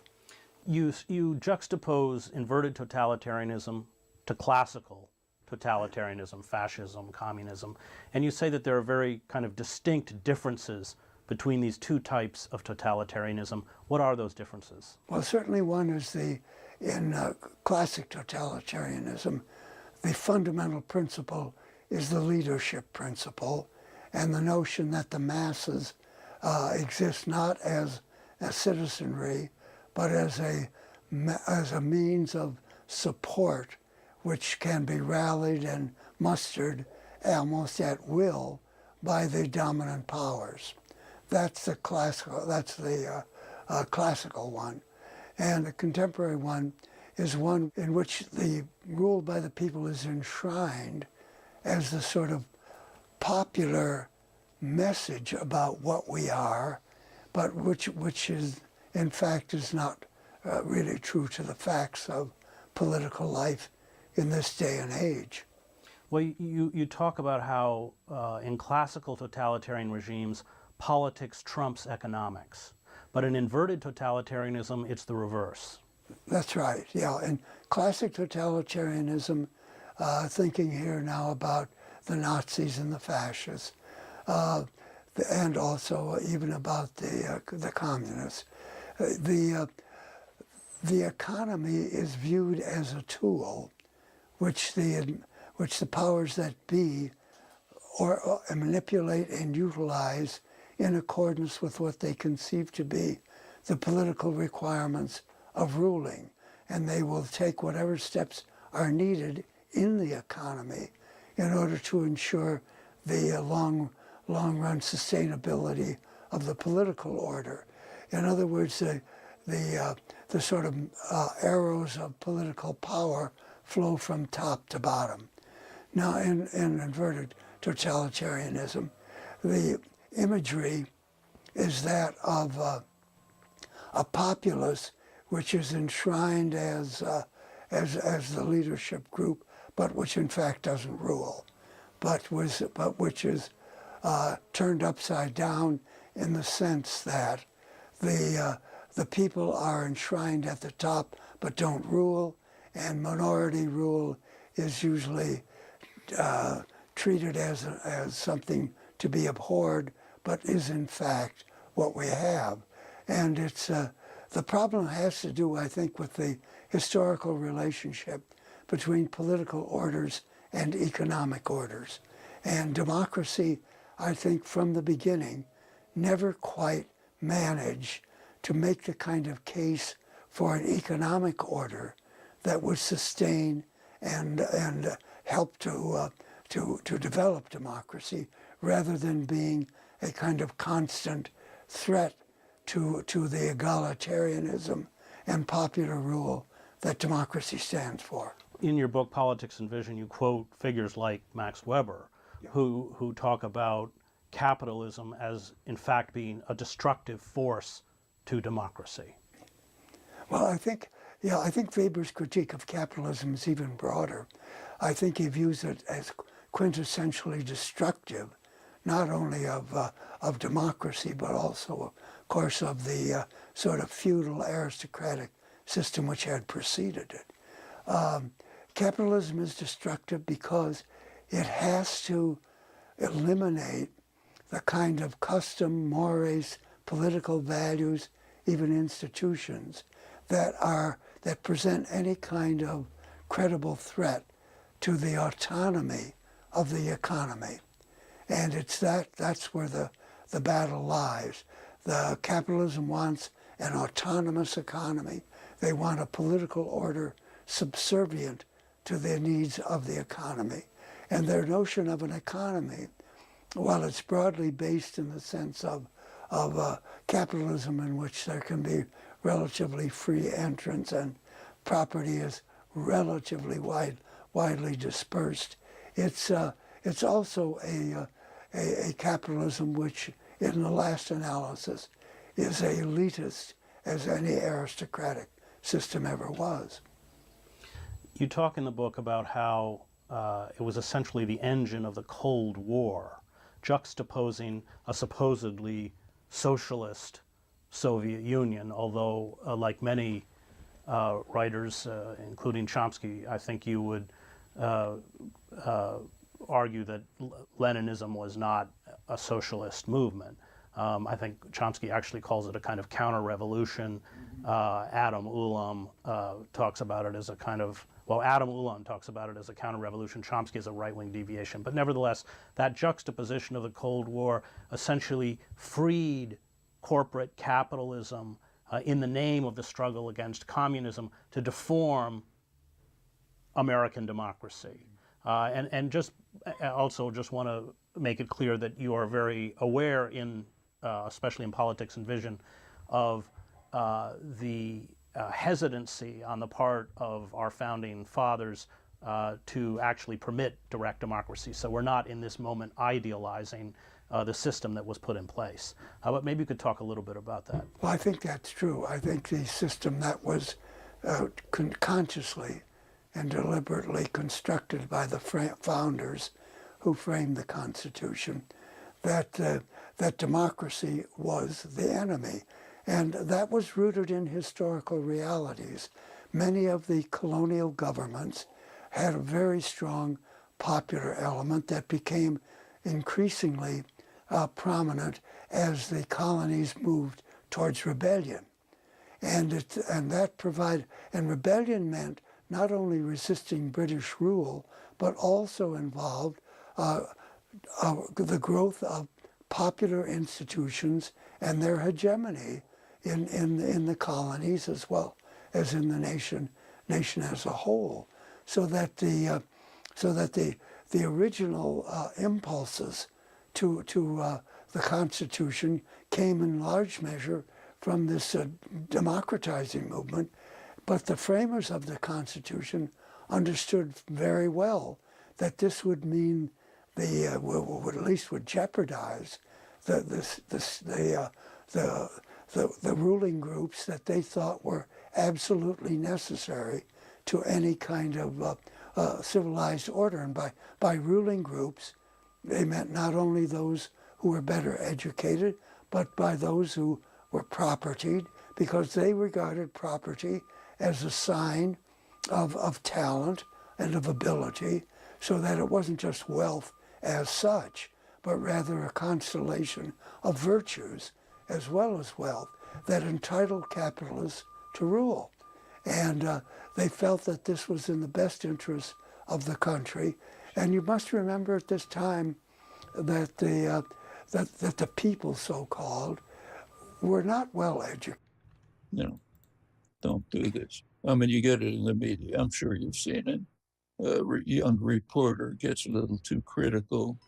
His editor says, why don't you take a job as a police reporter for a while and calm down? You're too critical, they don't run your stuff. You can form, you can move ahead. And it's the same with a young academic.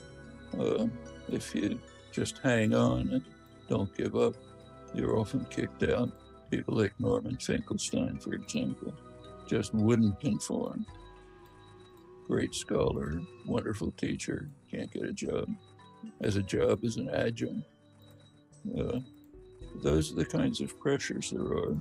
And it's just a lot easier to conform to them. I mean, the people who are giving you this fatherly advice are nice people. You don't want to offend them, so I'll just go along with them. And then you internalize it. Becomes part of your own beliefs. That's, I think, looks like the mechanism that I see. As I say, you've got a lot more experience in the media, but I suspect it's kind of the same. Well, you were unofficially blacklisted in the New York Times. I remember the executive editor, Bill Keller, at one point in a conversation with him using your name as a kind of derogatory slur against people in the newsroom who might admire your work. I doubt he's ever read a word you wrote. I want to talk about, and you've been very good on this. Like that, I'm maybe the only person with the honor of being informed by NPR, the liberal radio station, that I'm the one person they'll never allow to be interviewed. Right. I want to talk about, and you've been very good. I lived, of course, as you know, overseas for 20 years, and I've been acutely aware that the way most of the world perceives us is not how we perceive ourselves. And, of course, the danger is that so much of foreign policy and our relationship to the rest of the world is founded on these false perceptions. I wonder if you could talk about how this works and why it's dangerous. It's interesting. It's quite true. We see it right now, for example. Just give you a couple of examples right this minute. Take a look at the current issue of Foreign Affairs, main establishment journal. Pretty liberal, pretty open by media standards.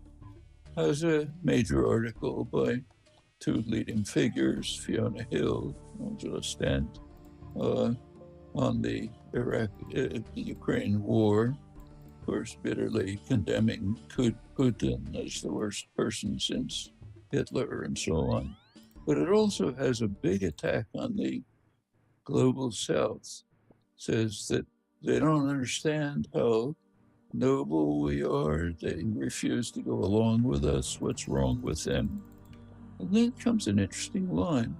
It says they even sink so low that they dare to compare the Russian invasion of Ukraine with U.S. intervention in Iraq and Vietnam. I mean, anybody in the global South would fall off their chairs when they hear that. Yeah, it's true. It doesn't compare because it's absolutely nothing like them. Vietnam, I mean, this is the worst atrocity since the Second World War. Yeah, right?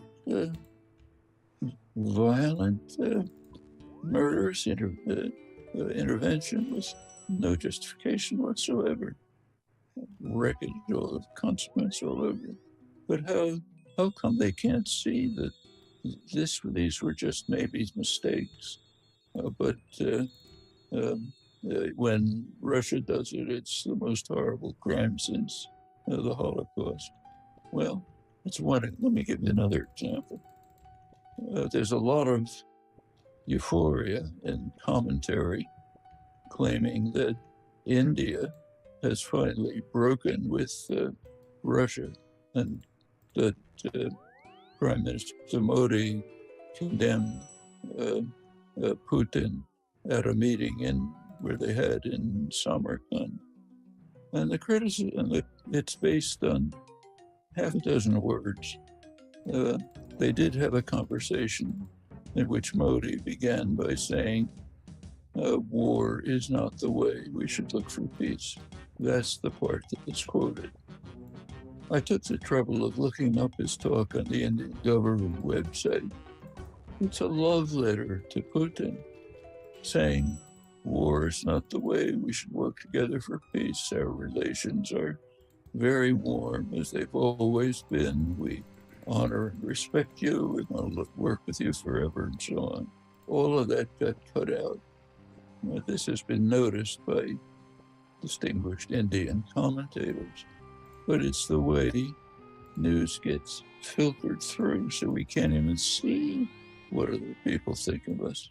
This happens all the time. There was a Gallup poll a couple of years ago, international Gallup poll, which asked the question, which country is the greatest threat to world peace? Nobody else was even close. The United States way on top. Way below, far below, was Pakistan, probably inflated by the Indian vote. Iran, China, the rest of them not even mentioned, barely even mentioned. Well, it wasn't recorded in the United States. You know, record things like that. So yeah, we don't know what other people think of us. Why is this important? Well, we go our own way. We're exceptional. We're right. If somebody in the rest of the world doesn't like it, there's something wrong with them. But mostly we don't even hear about it. It's just, of course, everybody supports us because we're so obviously right. That's how you go on from atrocity to atrocity.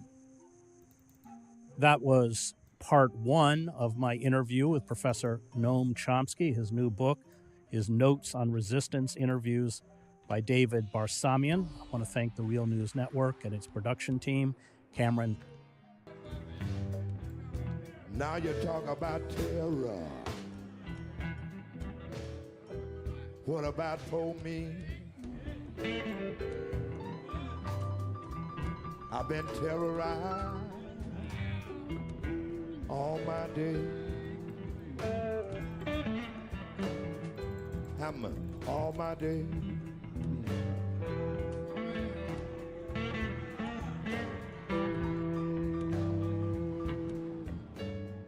Welcome to part two of my interview with Professor Noam Chomsky. All intellectuals of our generation, at least if they are genuine intellectuals, are in some sense children of Noam Chomsky. No single contemporary intellectual has broken more ground or elucidated more of our reality as a society, nation, and empire than Noam Chomsky. He is a world-renowned linguist, philosopher, cognitive scientist, essayist, social critic, as well as a fearless political activist.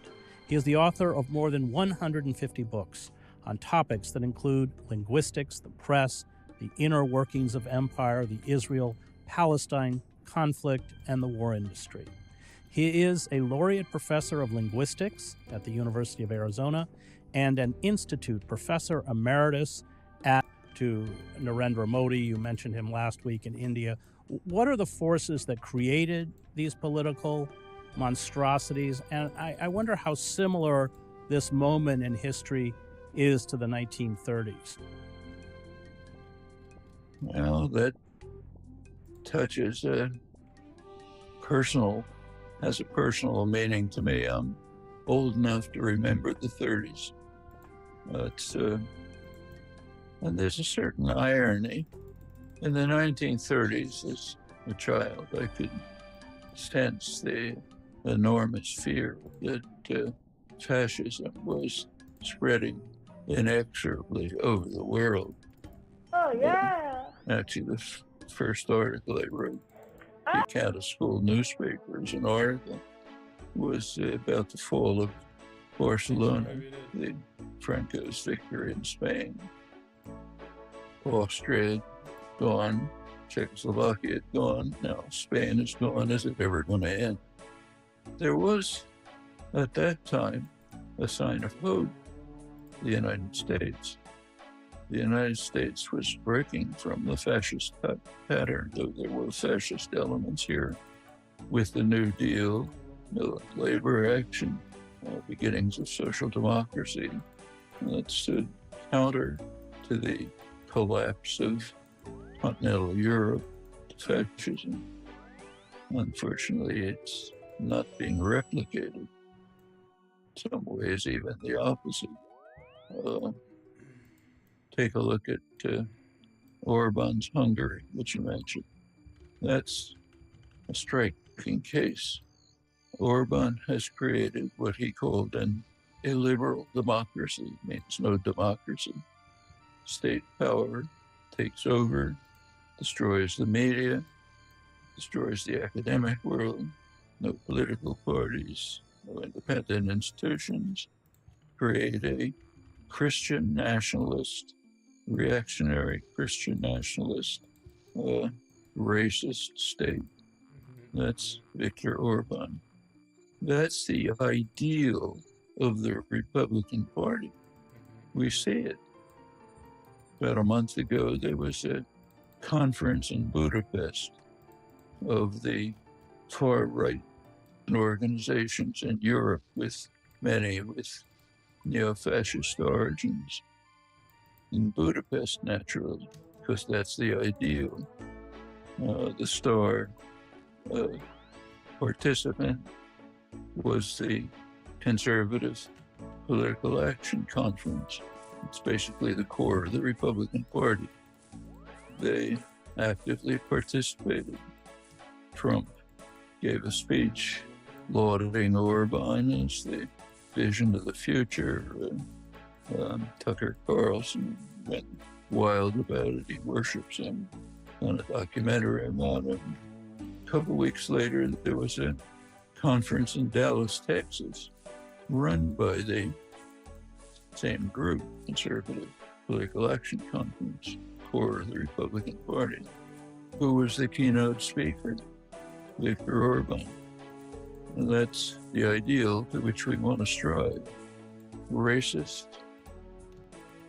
credo-fascist, Christian nationalist, illiberal society which crushes independent thought, independent media to the extent that they are, and the other institutions. Well, in a couple of weeks, there's going to be a vote about that in the United States. Supreme Court has already been basically handed over to these forces. Justice Alito makes speeches at the Vatican in which he almost says it. The others go along. Most reactionary court in memory. Taking up this coming term some really scary cases that had no reason to take up other than as an effort to try to undermine democracy and further and lay the basis for takeover of the country by a far-right minority party.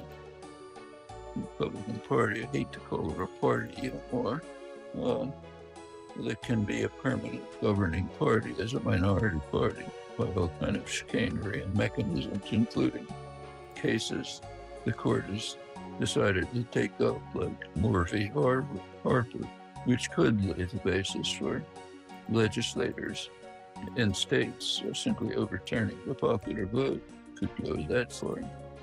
These are all developments taking place right here, perfectly open, taking place in Europe. The Modi case, I think, has slightly different origins. That's creating a racist Hindu ethnocracy in a country with a very large Muslim population, and tearing to shreds Indian secular democracy. It fits into the pattern, but with somewhat different sources. In the West, I think a large part of what's happening, very large part, is the bitter, savage class war that's been conducted for the last 40 years. It's called neoliberalism. Even has rhetoric about markets and so on, but that's highly misleading. It's basically savage class war, and it was understood by the leaders. Starts with Reagan and Thatcher. Their first moves in office were to attack, undermine the labor movement, opening the door for the corporate sector to enter with illegal strike-breaking efforts, organization efforts, tolerated by the criminal state. That made sense. If you're going to carry out a bitter, savage class war, better eliminate all the means of defense. And it's gone on. For the United States, we have measures of it. I'm sure you know the Rand Corporation about a year ago came out with an estimate that about $50 trillion, it's not pennies, $50 trillion had been transferred to the pockets of the top 1%, up to a fraction of them, mostly in the last 40 years of class war. Meanwhile, real wages have stagnated for male workers, benefits have collapsed. In fact, it's quite striking. You look back at the 1970s, the United States was not all that different from other industrial powers in such things as cost of health care, availability of health care, mortality, incarceration, measure after measure. Then it started splitting. Bad enough in the other industrial societies. England is much like the United States, but to some extent in Europe. Well, what all of these things have done is create waves of anger, resentment for institutions, hopelessness, and it's just fertile terrain for demagogues. Trump's a perfect example, very good at it. Stands with a sign in one hand saying, "I love you," while in the other hand is stabbing in the back. His entire legislative program is a bitter attack on working people and the poor. Similar things have been happening in Europe. Individually, in individual cases, you can see differences, but it's pretty common all over. And this it's not the first time in American history. You look back to the 1920s, it wasn't all that different from today. Labor had been crushed by Woodrow Wilson's repressive actions, Red Scare, the worst repression in American history. And so they used the Espionage Act to undermine political parties, Socialist Party, independent thought, independent media, labor, huge inequality. That was then. We're living in a similar period. And I thought, well, there are many different causes for the phenomenon to describe. I think there's one fundamental strength that underlies all of them. When you destroy the social order, destroy the possibilities for people to organize and protect themselves, atomize the society. People living with precarious jobs, go through Trump territory, rural towns in the United States. The industries are gone, thanks to Bill Clinton's neoliberal globalization programs, which were explicitly designed to undermine American labor and to support investor rights and corporate rights, and did that, in fact. Labor was opposed to those, but they were dismissed. The press wouldn't even talk about their proposals. Well, houses boarded up, young people living, people. Mortality is even increasing, which is unheard of in the white working class. Nothing like that's happened. The sign they're called by economists deaths of despair has been going on for the last couple of years. In this kind of environment, you can get support for proto-fascist elements of the Trump variety, Orban, Melania in Italy, Salvini, Farage in England. Yes, these crop up as this fertile territory for them. And I think the right answer can be achieved is what was done in the 30s. Labor movement revived, political organizations that were lively, militant labor action took place, sympathetic administration. You got the origins of social democracy. A lot of things to criticize in it, plenty, but a big step forward for basic human rights and human welfare.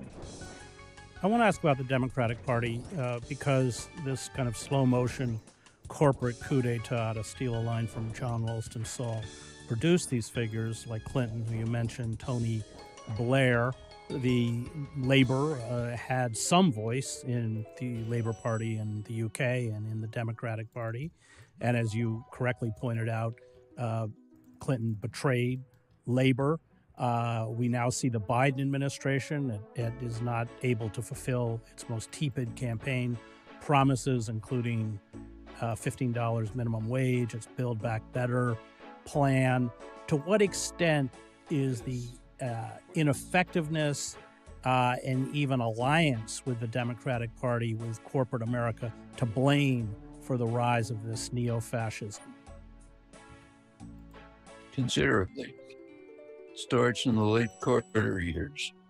The Democratic Party in the 1970s basically abandoned whatever commitment it had to the working class and the poor, became a party of affluent professionals, kind of people who show up at Obama's fancy parties to listen to Beyonce. The last gasp of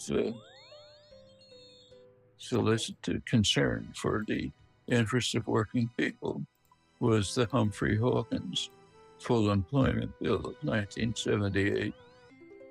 Carter didn't veto it, but he watered it down so that it was toothless, voluntary. Since then, it's hard to find anything. It's just, so yes, that means that there's no defense for working people in the political system. To Biden's credit, he did better than I expected, I should say, on the domestic front, not international. So take the Build Back Better program, which I think probably came out of Bernie Sanders' office in the Senate Budget Committee and was based on lots of activism on the ground, mostly by young people, just as the climate program was. But it wasn't a bad program. It was cut away step by step by 100% Republican opposition. Republicans aren't a political party. They're some other kind of organization got to block everything that might help the public, but might be bound to the benefit of the other party. So block everything, and a couple of right-wing Democrats who went along.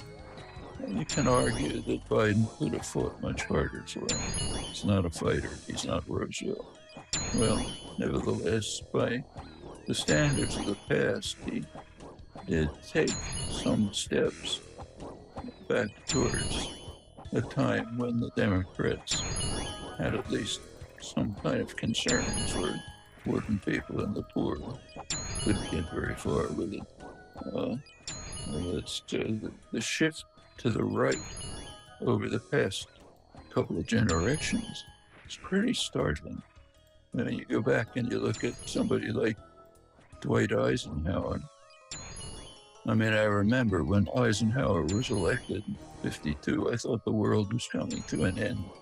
How can we have such a reactionary president? You look back now, he looks like a flame liberal. Right. His positions are not all that different from Bernie Sanders in many areas. Strong supporter of the New Deal. Speeches saying that anybody who doesn't think that workers should have the right to organize doesn't belong in our political system. That's conservatism back in the 1950s. Bernie Sanders, who I think is doing a great job, is considered very radical, with positions that, To do this. by our past standards or by European standards, look like moderate social democracy. Well, country's really shifted in the last 50 or 60 years, mainly with the neoliberal assault, which we should regard as what it is, savage class war. And one of the major victims is all of organized human society. It's led by climate deniers. It's 100% of the Republican Party, Trump, of course. They're going to kill us all. Maximize the use of fossil fuels. Eliminate measures to mitigate the disaster. We have a narrow window in which we can overcome what will be the final crisis for human beings on Earth. Narrow window is being closed. These forces, they already have the Supreme Court. They're likely to take Congress, lay the basis for undercutting democratic elections by all sorts of means that we're familiar with, may become a permanent minority party, leading the way over the precipice joyfully with the strong support of the corporate sector, which is gleeful, as bloated with profits, as it's racing to destroy the world.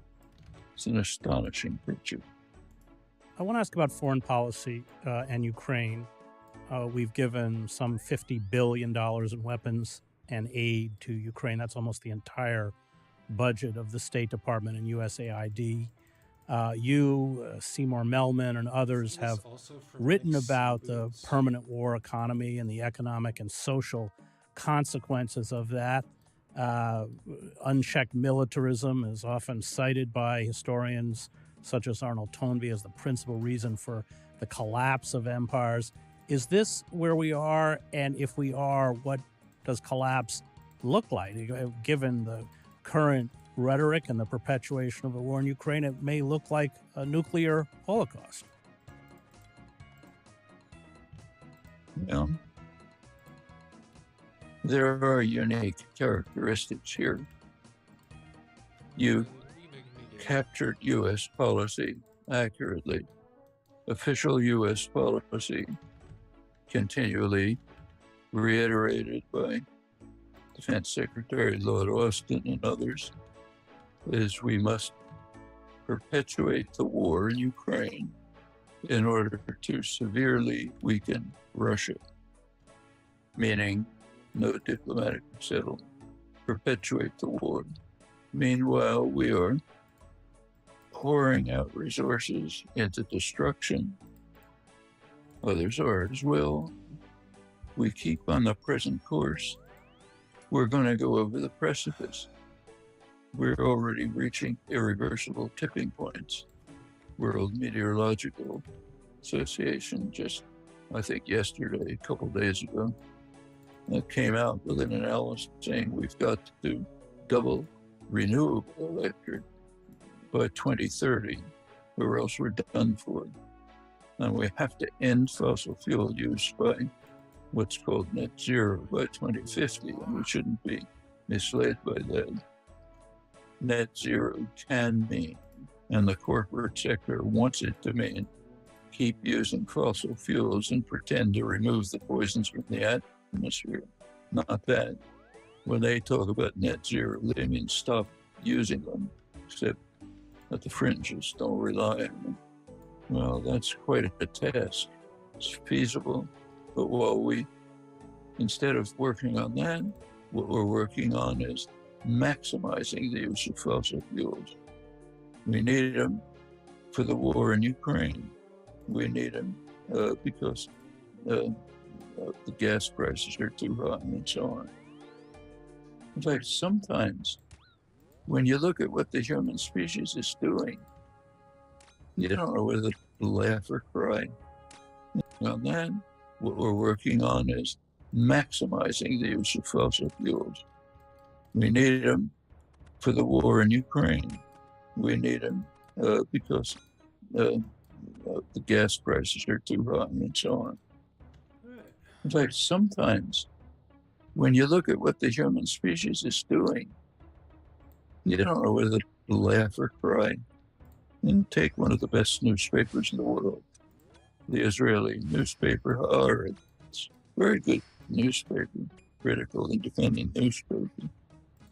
Has a lead article today lauding the agreement between Lebanon and Israel over the natural gas fields in the Mediterranean near the border. Just take a look at the scientific analyses. A week ago, Israeli scientists who were quite good came out with analyses showing that their earlier estimates were far too conservative, that the Mediterranean, Eastern Mediterranean, is going to rise 2.5 meters by the end of the century, 10 feet roughly. Can you imagine what that means?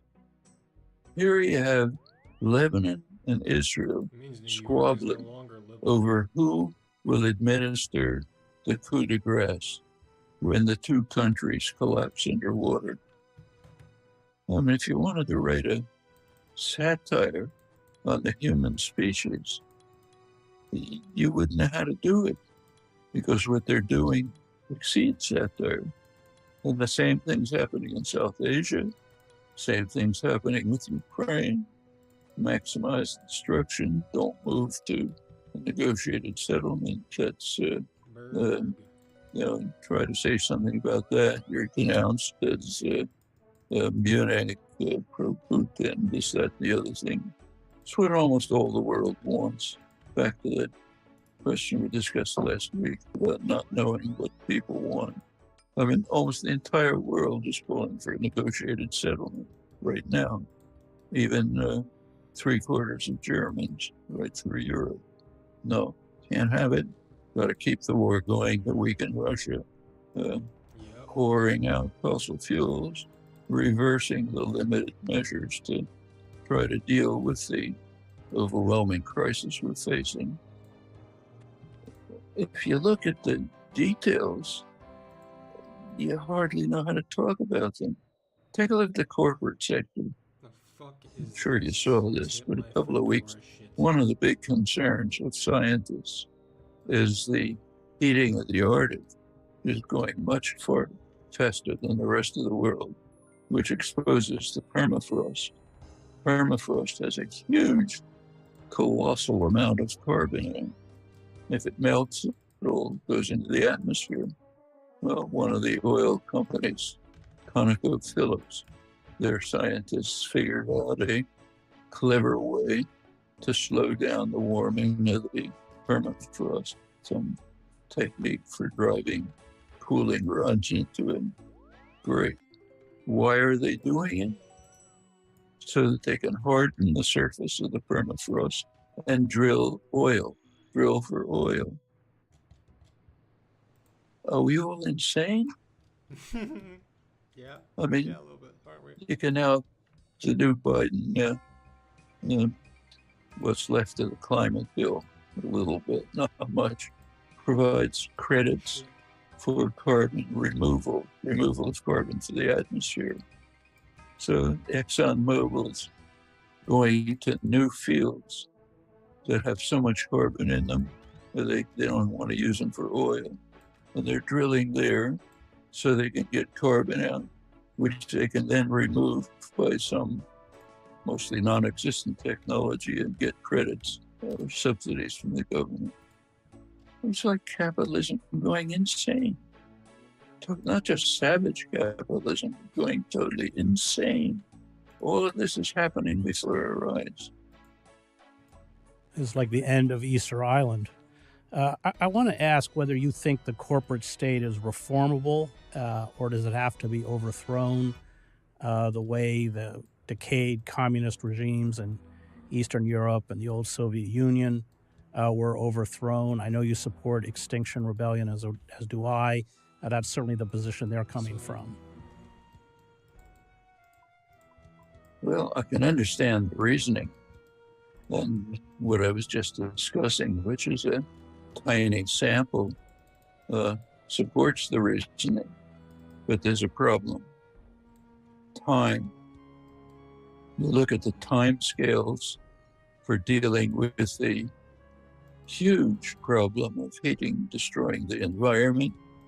Compare that with the possible time scale for large-scale change in our socioeconomic system. They're not in sync. Oh, right. The timing for dealing with the climate catastrophe is much narrower. So, like it or not, we're going to have to deal with this problem within a reformed, controlled, regimented state capitalist system. We can work on trying to go beyond at the same time. Shouldn't give that up. But I think that's the real world that we're living in. Well, that's not impossible. Remember that before the neoliberal class war of the last 40 years, there was a period of what's called regimented capitalism. Not beautiful by any means, but under control. That's when you had a conservative like Eisenhower strongly supporting labor rights, very high growth rate, highest in history, but pretty egalitarian. A lot of progress on many fronts. No financial crises, because the Treasury Department was doing its job. Ended with Reagan and just opened spigots to anything you want to enrich yourself. And then financial crisis after crisis, and bailouts and so on. But that didn't happen in the 50s and 60s. Well, it was capitalism or other state capitalism. Plenty of flaws, serious ones, but at least not suicidal like the current system. So I think it's possible. Meanwhile, at the same time, I think we should be working to lay the basis in consciousness and institutions for going well beyond. Great. That was Professor Noam Chomsky. His new book is Notes on Resistance, interviews by David Barsamian. I want to thank the Real News Network and its production team, Cameron Granadino, Adam Coley, Dwayne Gladden, and Kayla Rivera. You can find me at chrishedges.substack.com.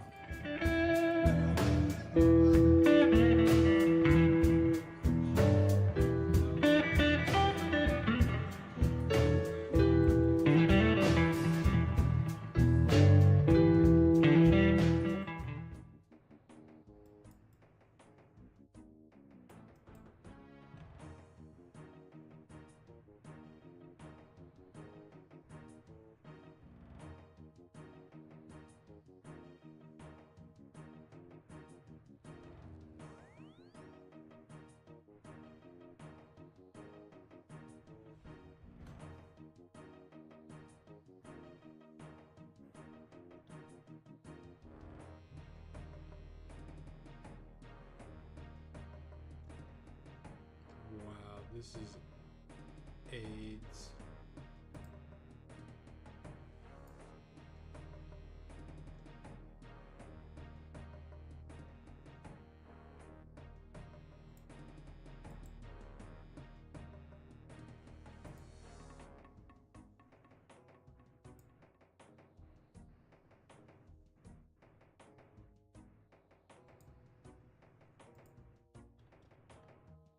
What teleports we got?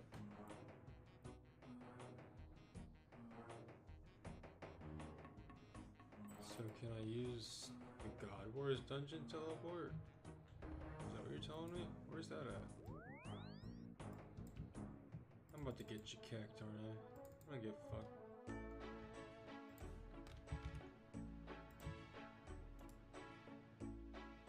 Oh.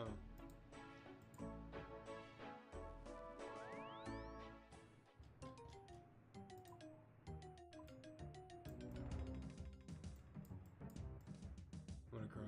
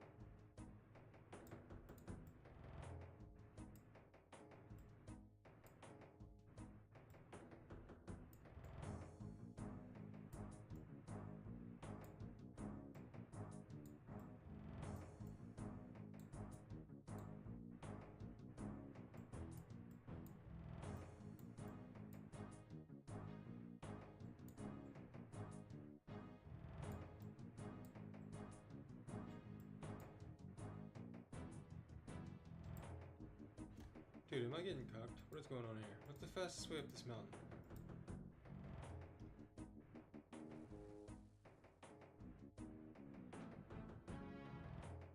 Oh.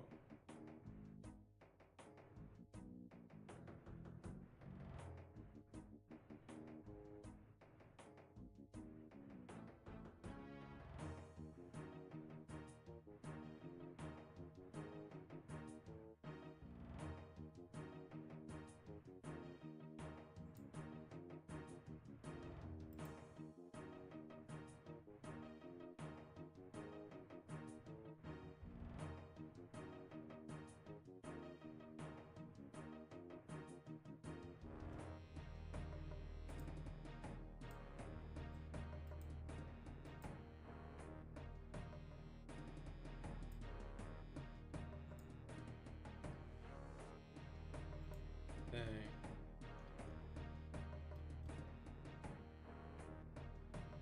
Dude, we might be over this one. This one might be Johnston the ground here pretty soon.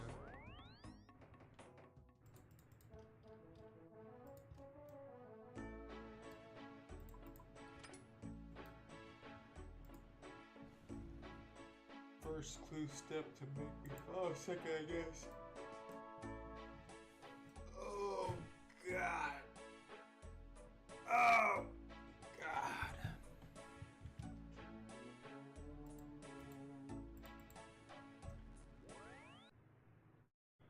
Little bored, little bored. Let's play some Valorant.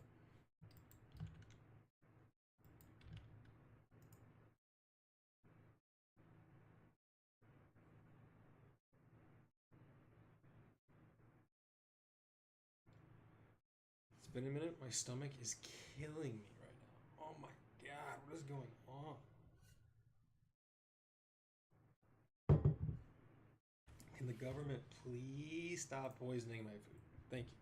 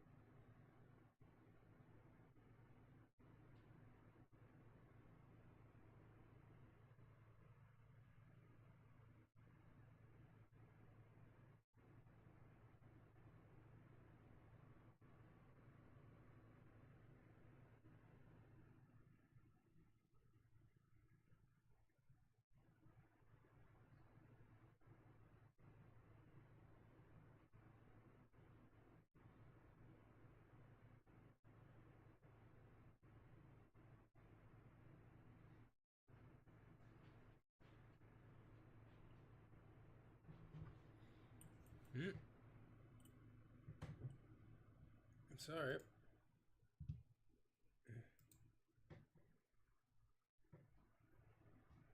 Oh, I never responded. Dang.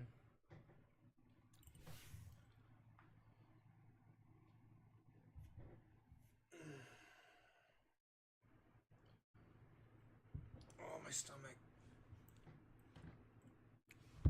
Oh, my intestinal tract. Ooh, another Paul Lance video. Hold on, Paul.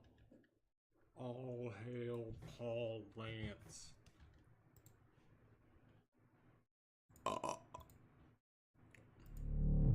You want to know why so many people voted for Trump that wear crosses? Because they don't actually follow God or Jesus. Weights, dude. What the fuck? They never have. Are we jacked, old man? Hold up.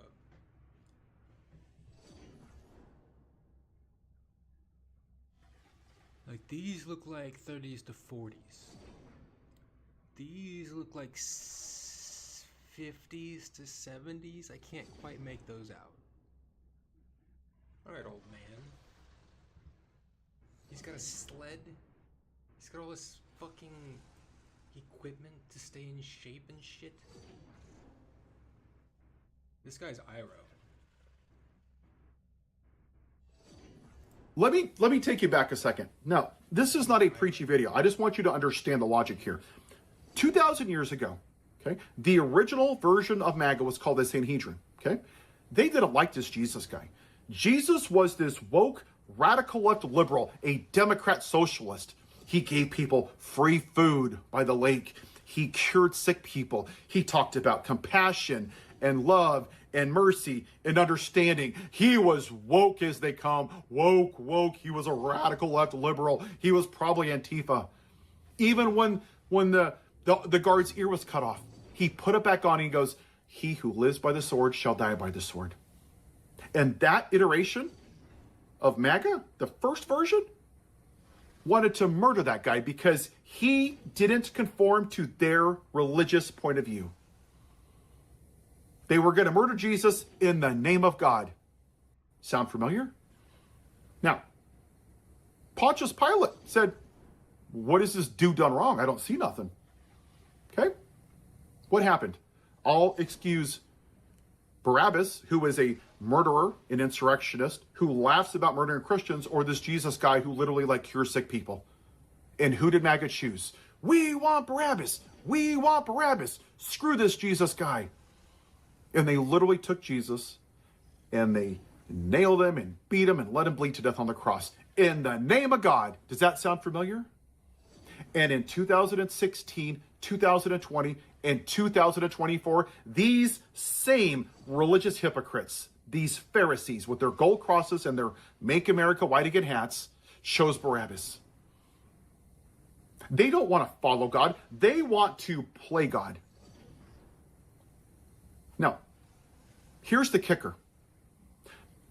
I am sick of you people running around with your gold crosses saying you're pro-life. And I'm going to tell you why. Your whole stance is ignorant and it lacks critical thinking, okay? You say you're pro-life? Let's play this out. Follow me along here, okay? So you're going to stand in front of abortion clinics and kick and scream and pass laws that only vote for one issue, abortion. So you will force a woman to give birth. Now, you don't care if she dies from sepsis. You don't care if Donald Trump rapes her. You don't care if the child is molested by Donald Trump on Epstein Island. You don't care if that little child is murdered in a school or a shopping mall or a movie theater with a gun, because you're pro-life. You don't care if that little girl is in an Iranian school and Donald Trump murders her with a bomb. You don't care if that child grows up to be a cop and works for the Capitol Police and is beaten and commits suicide the following year from the lies that Donald Trump told. You don't care if it dies from lack of health care. You don't care if it starves to death. You don't care if it's homeless. You don't care if it has affordable housing. So you tell me how in the hell you're pro-life. You're not. You're forced birth.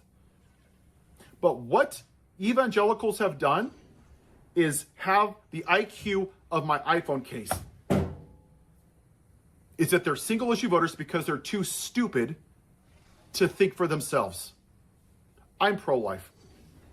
I want people to have gun reform. And you know what's interesting? Jesus is technically pro-life. He would want gun reform, right? He would want universal health care. He would want SNAP benefits to people that are starving. He would fight for the children in Gaza that have been murdered by Israel. There is no way in this universe that Jesus would have ever voted for Donald Trump. He would have voted for the black woman. You know what she wanted? Universal health care, increasing minimum wage, taxing rich people so poor people could have social programs, helping people get out of student debt so they can afford a house, giving first-time businesses help. That sounds pretty damn pro-life, doesn't it? See, that's because they're not Christians. They are Pharisees. They are religious hypocrites. Damn. And it's what people don't say sometimes that's the most telling. When is the last time you saw a Mike Johnson or Ted Cruz talk about compassion, love, empathy, kindness, loving thy neighbor? You never hear that because they don't follow Jesus. They don't follow God. They don't even believe in it. I said, fuck God. And the ironic part is that these fake Christians have more in common with Satan than with Jesus. They both believe in God, and neither one of them follow him, because faith without works is dead. Faith without works is MAGA Christianity, because that's what you people are. Damn, you people. And every 4 years, your vote proves it. You ask yourself one question as a voter. Am I better off than I was 4 years ago? Oh, I'm sorry. I thought you're supposed to love your neighbor as yourself was the greatest commandment. I voted for everybody in this country, knowing that my taxes would go up. You know why? Because that's what Jesus would have done. That's loving my neighbor, because I'm not a selfish prick. And it's interesting how you vote on a single issue vote, which I just debunked, but you're too prideful to admit that you're wrong. And you vote for one thing: money, money, money, the root of all evil. It's easier for a camel to get through the eye of a needle than for MAGA Christians to get into heaven, because that's what you care about, is money. You don't care about building your wealth in heaven. You care about building your wealth in your bank account. And it's created this crisis where you keep giving tax breaks to rich people, right? Because you vote every election for yourselves, not for the better good of this country, which is why 40,000 people die every year from gun violence. And for all of you fake Christians out there, you're going to stand before God one day. So you can yuck it up and say abortion, abortion, the little babies, that's fine. What are you going to tell him when you stand before him at the pearly gates? Because this is what's going to happen. You're going to stand there, and God's going to say, who are you? I don't know you. I've never talked to you before. But God, I have 48 crosses and 36,000 American flags and 40 billion guns because freedom, freedom, freedom. Oh, do you see these hundreds of thousands of people that died from gun violence? What did you do to save their lives? See the officers over here on January 6th? Why did you vote for the person that caused them to die? See these 80,000 people in Gaza that were murdered? Why didn't you stand up to Israel? See these 170 girls that died, that Donald Trump blew up? Why didn't you say anything about that? See all these children that starved to death? Why didn't you give them food and take away their SNAP benefits? See these people that died from lack of health care? Why didn't you fight for universal health care? What are you going to say? But I owned a Bible? Because you're not people of faith. Your fruits are empty. They are rotten. They've never, ever followed it. Stomach hurts so bad?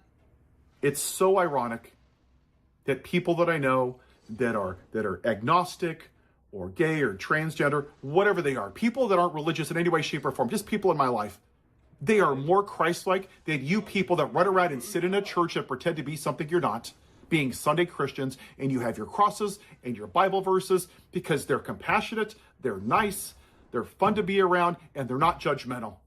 And they don't run around telling people they're going to hell. Maybe you can learn something from the atheists in this country. Maybe if your head isn't too far up the back end of Donald Trump. No. It's gone so far up their own butt that they've turned into an inside-out human being. Kicked up. And your little fake Christianity, maybe one day you people can actually find Jesus. Have a good day.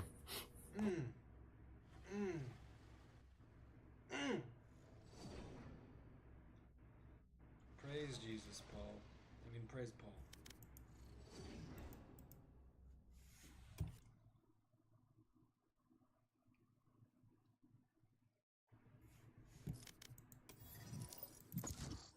God, my stomach could just stop hurting anytime, dude.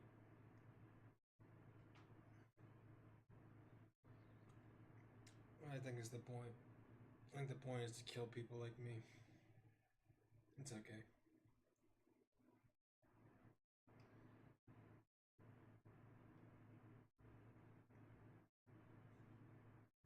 One love, one life, one mortal body.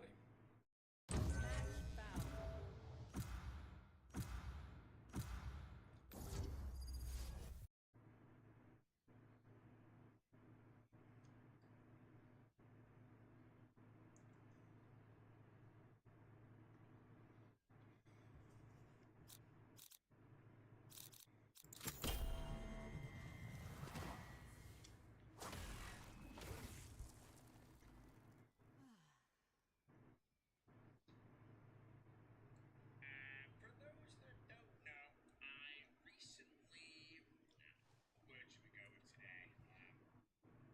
Died, perished, misplayed, criminal as God, collapsed, trash. Anyone who is risking nuclear war clearly doesn't care about the future. That is nihilism. That is the attitude that has seized our leadership class.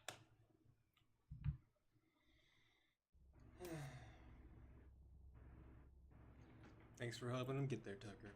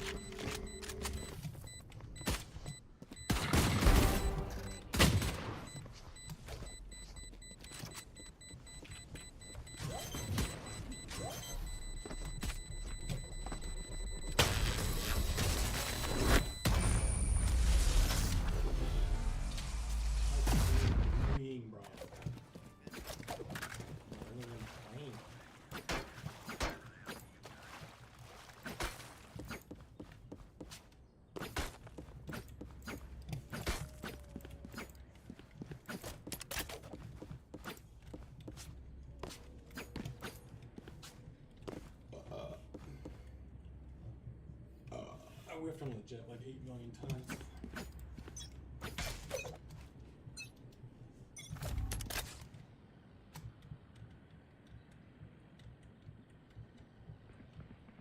Flash me on my dog.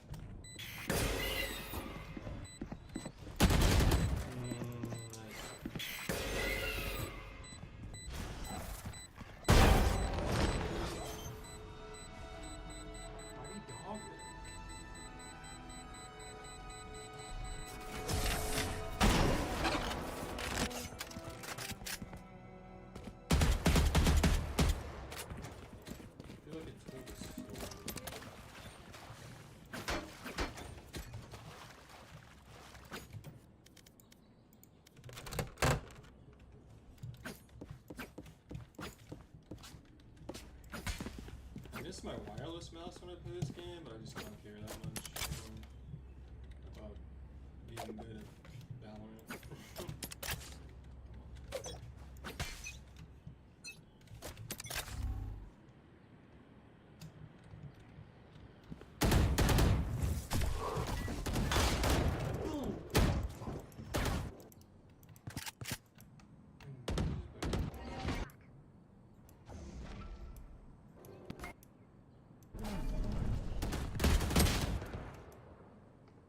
They're nowhere near you, baby chicken.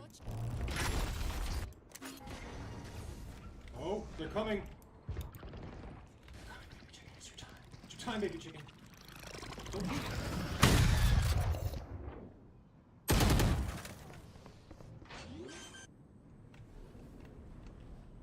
There you go.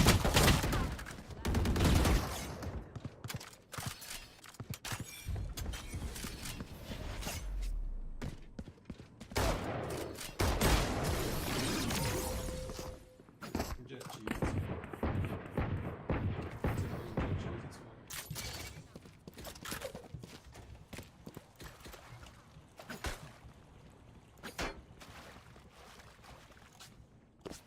People want to keep cheating in a fallen empire. It's okay. We all see them for what they are. Scum.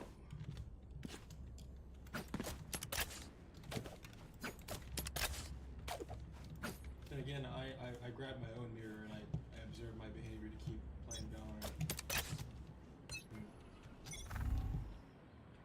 I got this guy right here.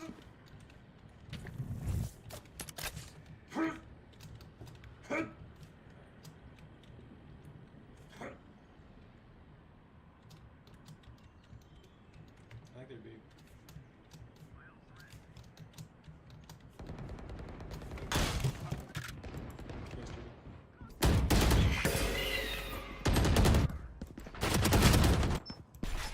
Oh, you didn't get that.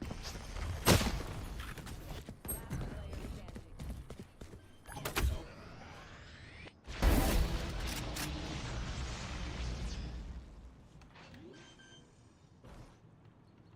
How do you know I would walk?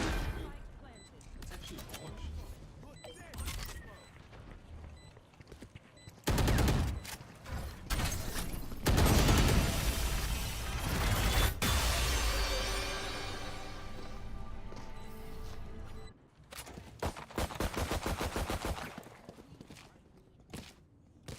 I've never pushed that. He's just waiting for me to push? That's actually wild.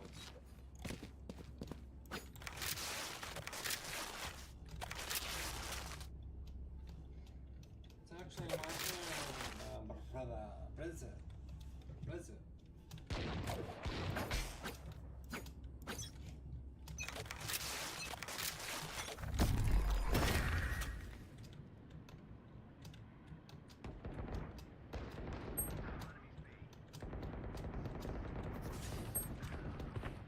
Good.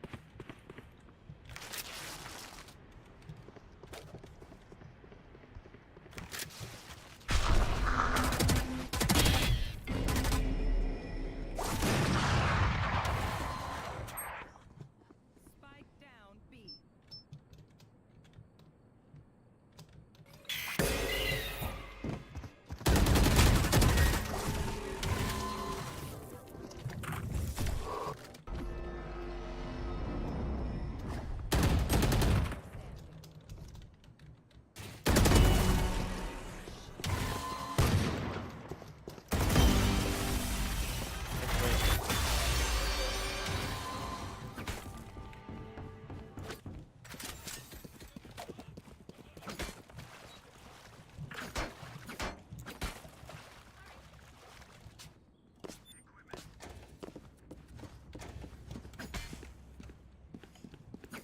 They're getting her way too W mid, dude. They're feeling themselves a little bit too much here mid, dude.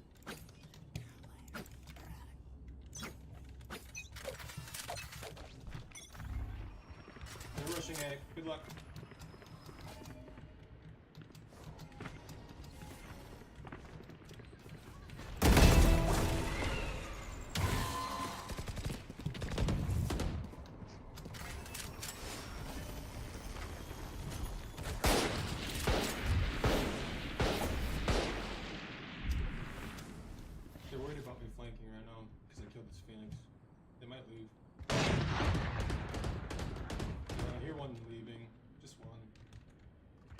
might not want to all just be staring at each other's asses in the spawn area, yeah? My bad, just do whatever.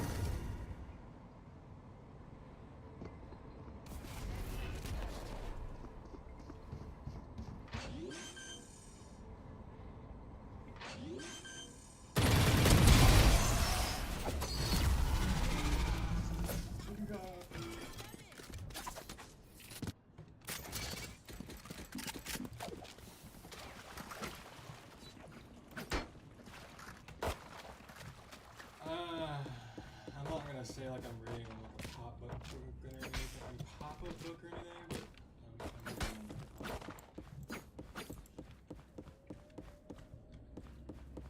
What will they do next? I don't know. Rush B.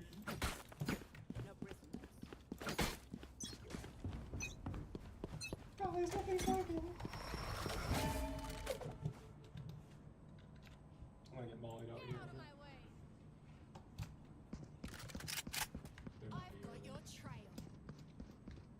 They're not here, are they?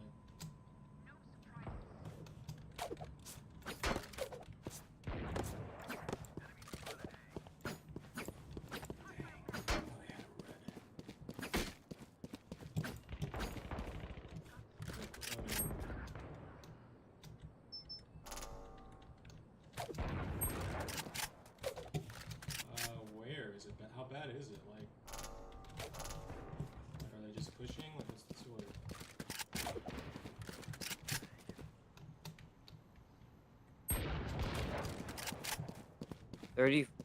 55 Bowman. Pushing?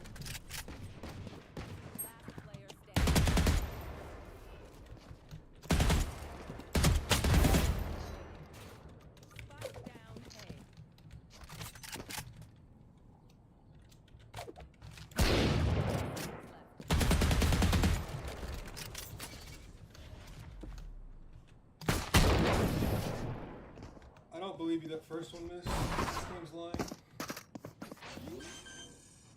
They're just out in the open and I have peekers. How would that miss?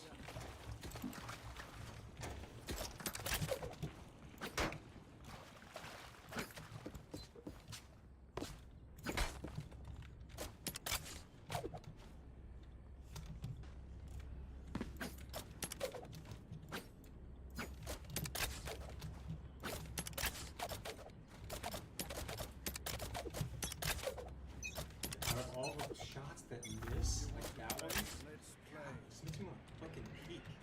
Just why not?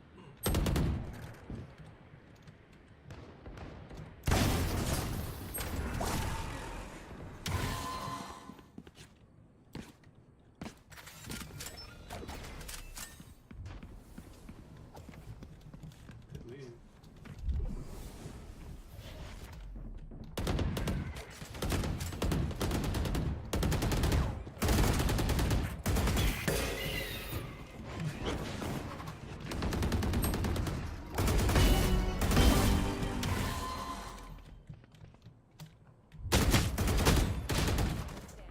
This guy's hacking.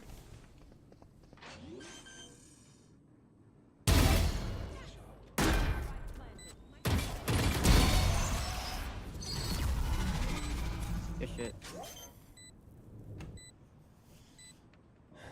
guy loves it in the ass.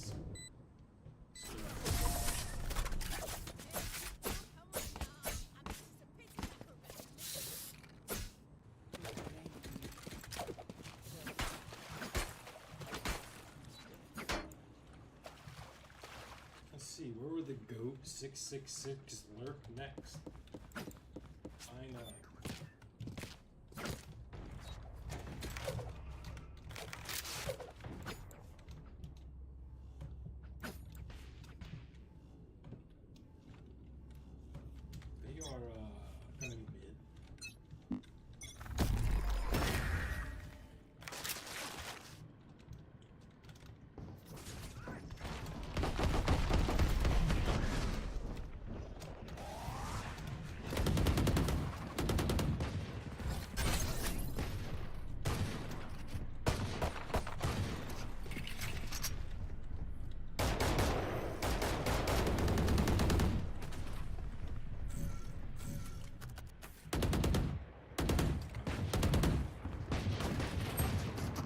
100 Sky. Guy's one.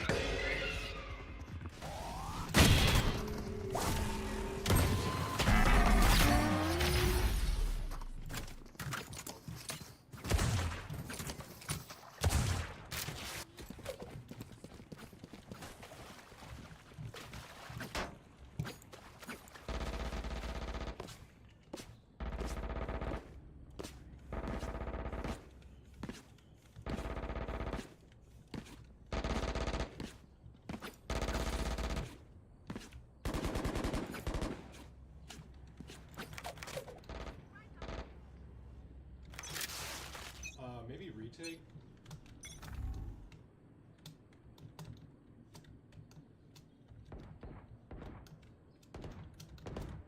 Only chamber, never mind.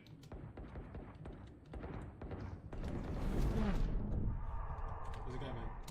He fucked me, man.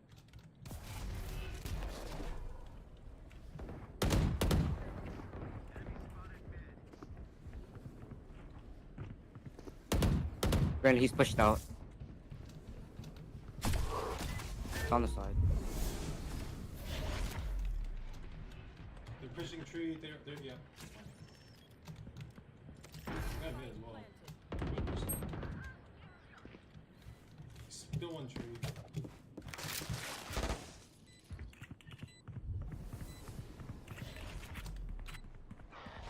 They planted for backside. Okay.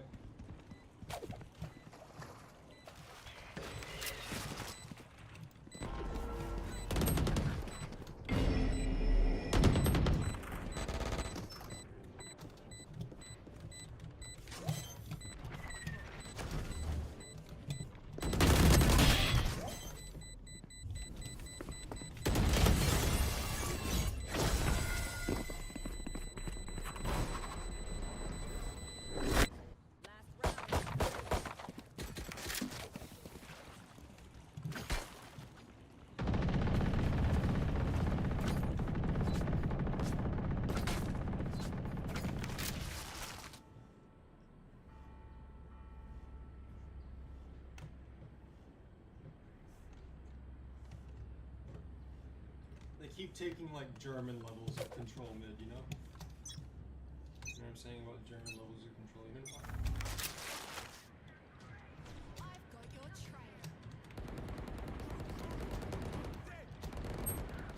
Good on mid.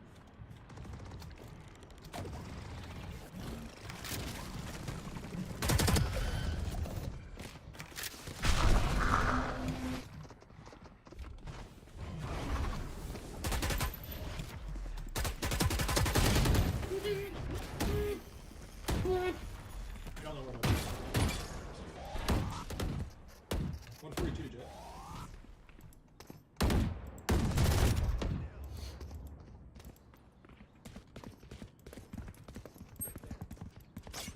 Could be anywhere, dude.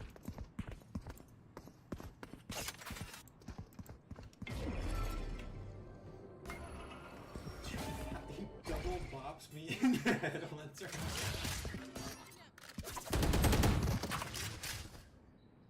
Close left.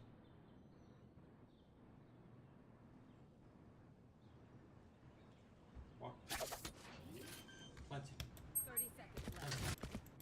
Spike planted.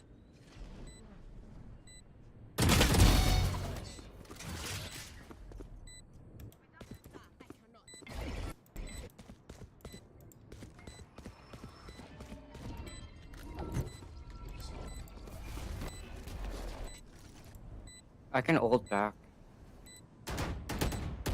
Shoot at someone.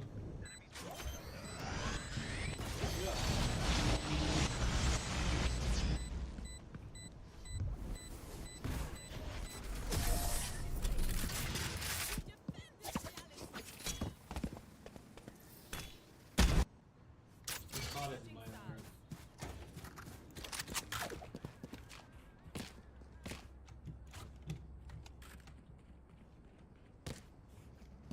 Got spike.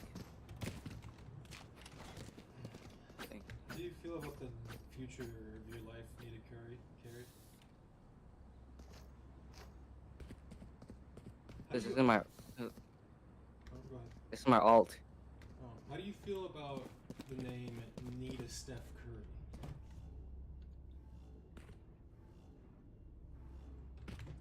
0 out of 10. Great.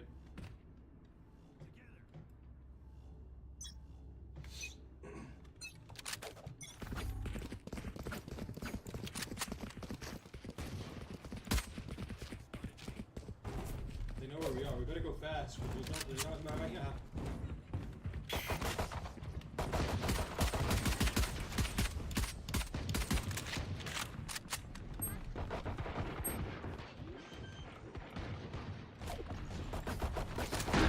Get out, get out, get out.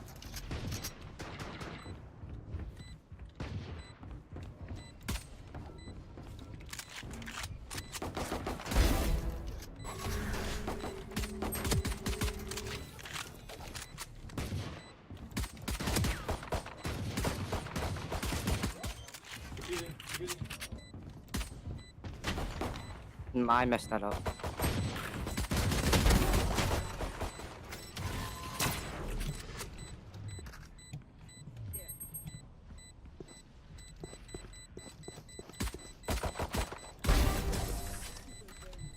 fuck is this spot all of a sudden?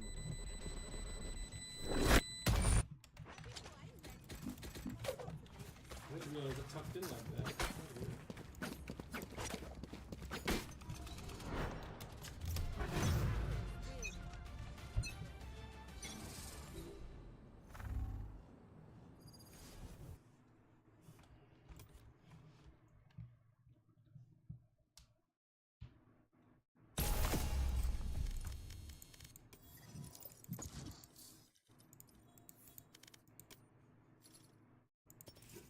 Excuse me, how much?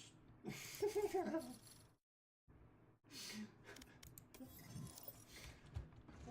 shit.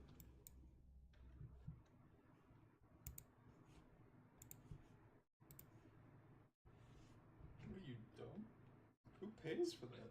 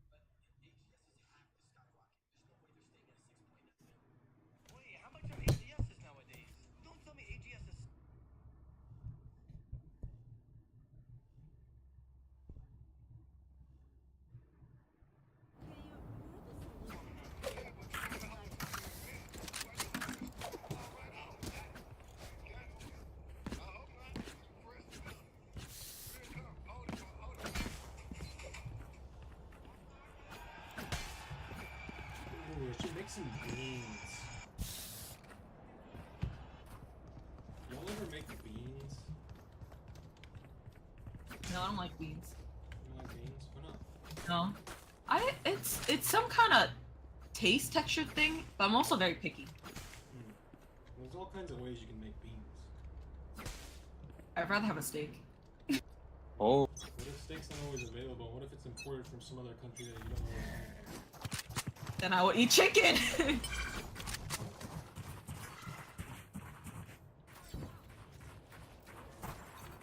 you're not regular,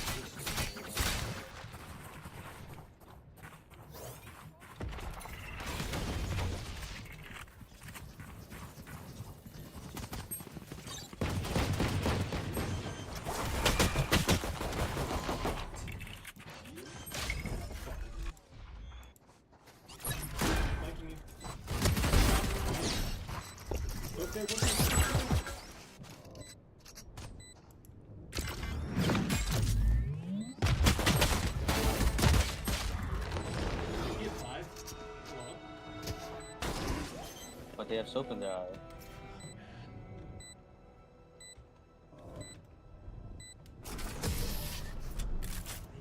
Well, we all got 0. You guys know that, right? Like, if we just contributed a little bit more, we would have won. You guys ever think about that? Like, your own actions? Stuff? By the way, there are Yeah, 30 snowmans in this map. You said 30? Dropping 30? stats Like right something? now? 1, 2. No, I think it's 27? 27. Yeah. Are you counting? Like, actually counting? 1, 2, 3, 4. 5, 6, 7, 8, 9, 10.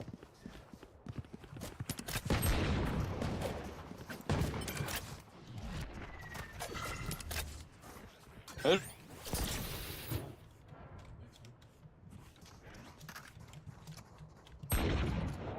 Oh no.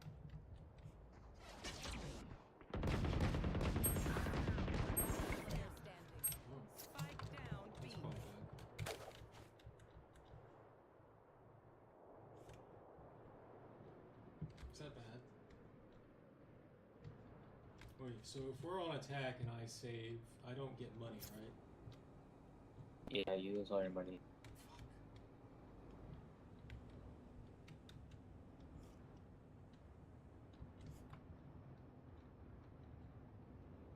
Feels like dark and darker right now, you know? You guys ever play that game? Dark and darker? Yeah. No. Dang.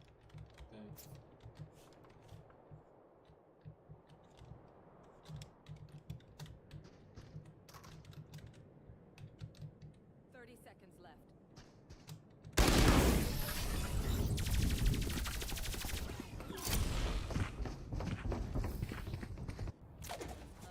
Should've known it. Should've known it would have been anything. I was like, there's no way it's this free. And I died, like dark and darker.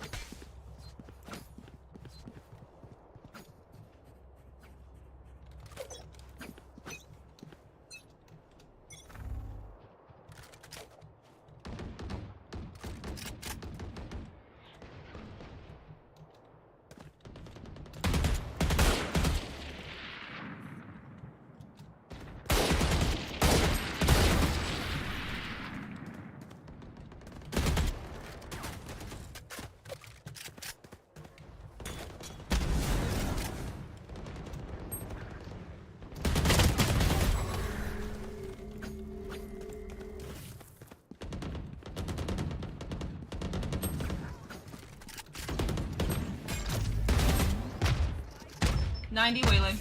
Both left. Okay. Guys, is it time to FF? No! Why not?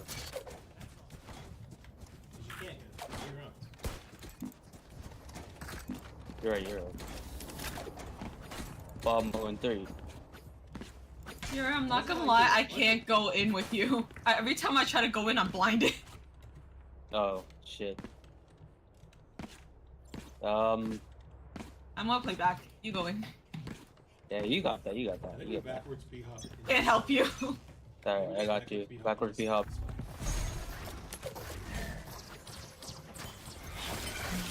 Oh, man.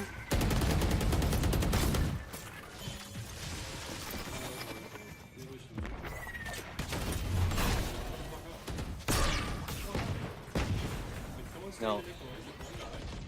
Everybody else walk out. Whoa! Wait, whoa, whoa, whoa, whoa. What the fuck just happened? Okay, we're going.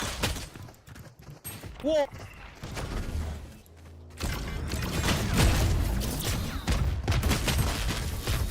Dang. You see what I mean by all the blinds? I'm just getting blinded. We keep following each other like waiting for something to happen to the first guy. Like a horror game. I think we should fuck guys, low key. I think we should just see. Okay, I'll try. There you go. Or if you just teleport to like the back of their spawn. Oh shit! Alright. GG.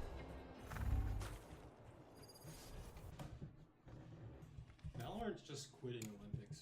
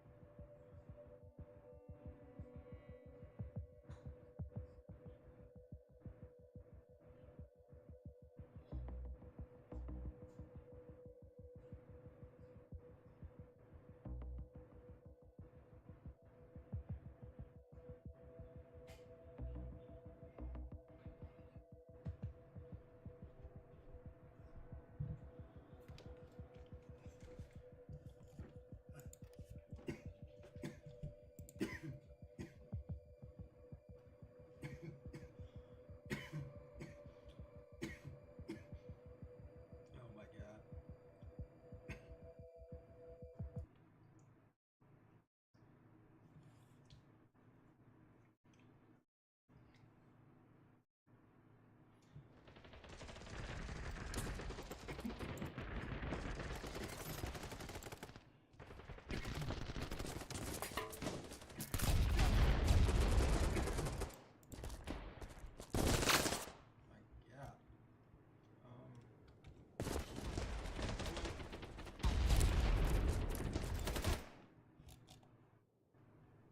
That ain't my loadout. Oh god, what is that?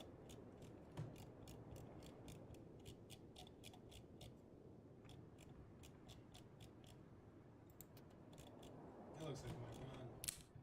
NATO rounds.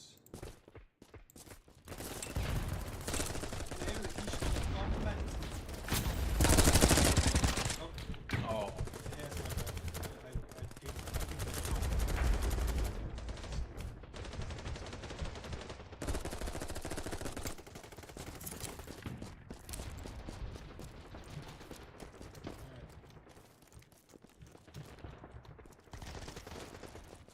I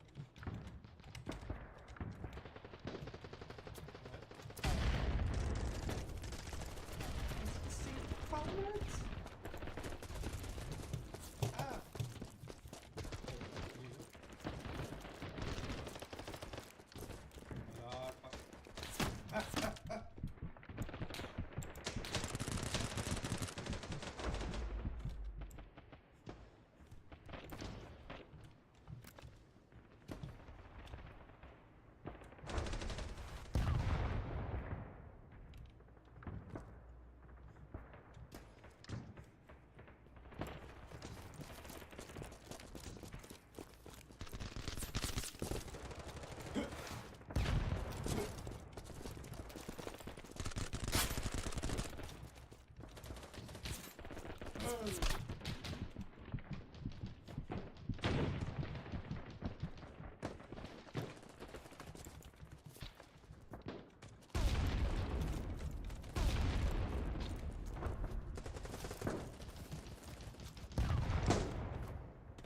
Ben Stiller's jungle right now.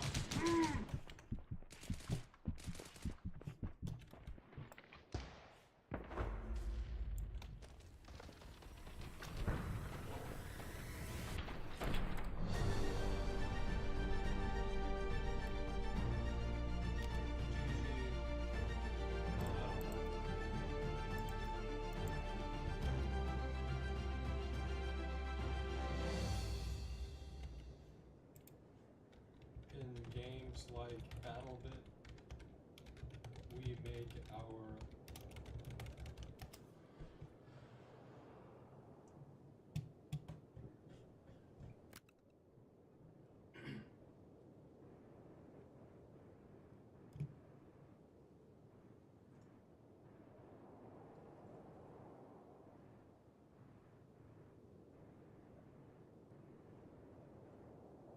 I don't know what I'm voting on, so I'm not gonna vote.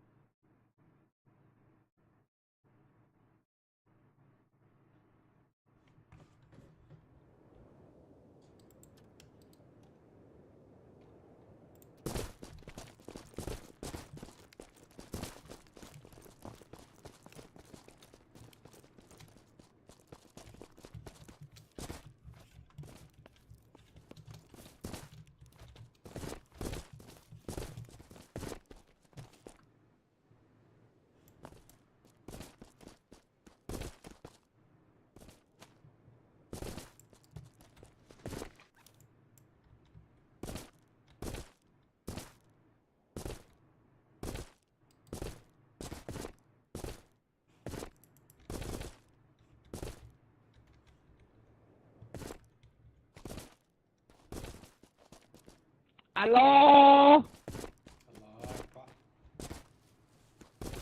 Hello, how's it going? Let's win this motherfucker.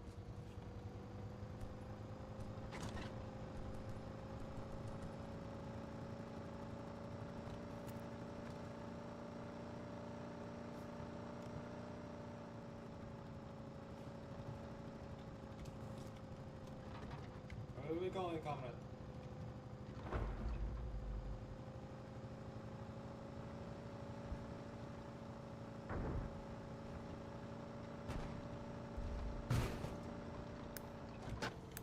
Ah,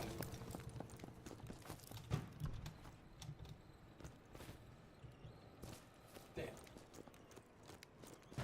Hugo Bambi, come back. Oh god, Hugo Bambi!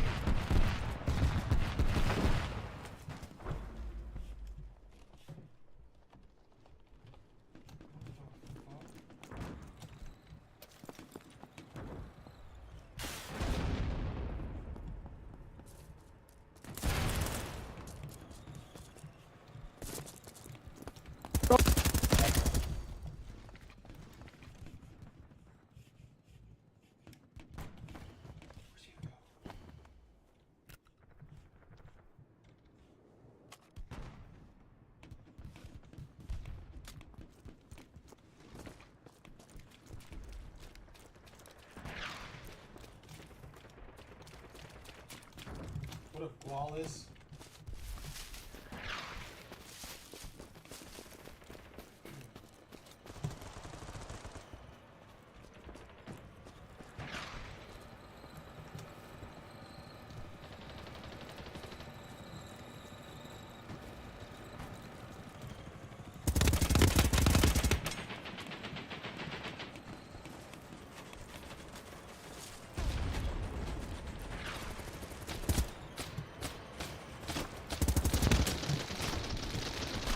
I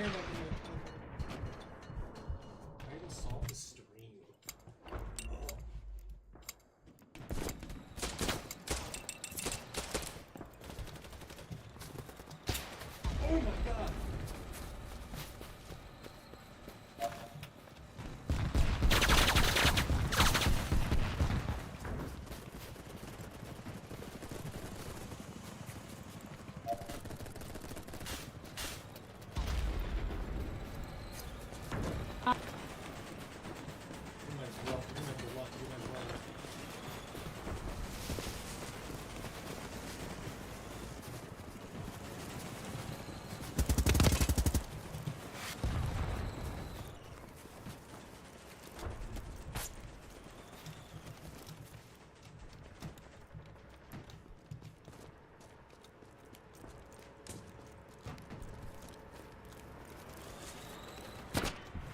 this fucking shot, ready?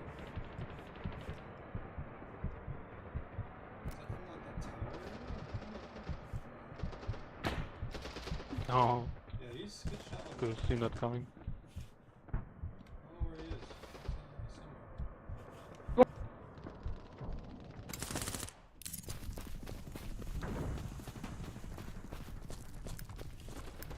forgot I have these.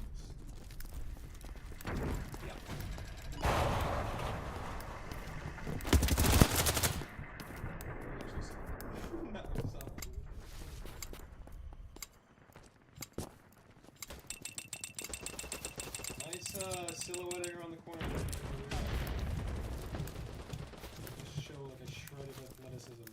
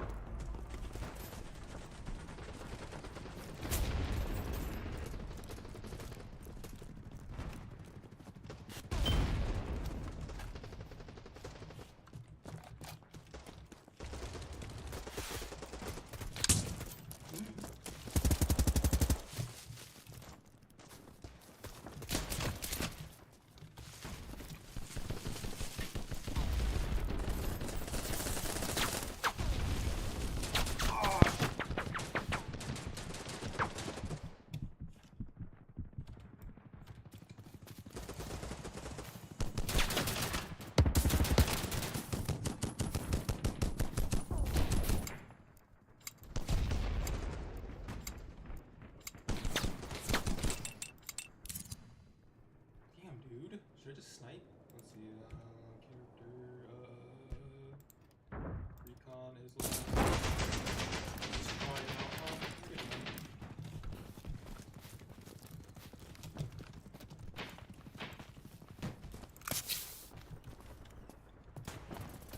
see what happens if we get sniped, you know what happens. That guy was sick, was it?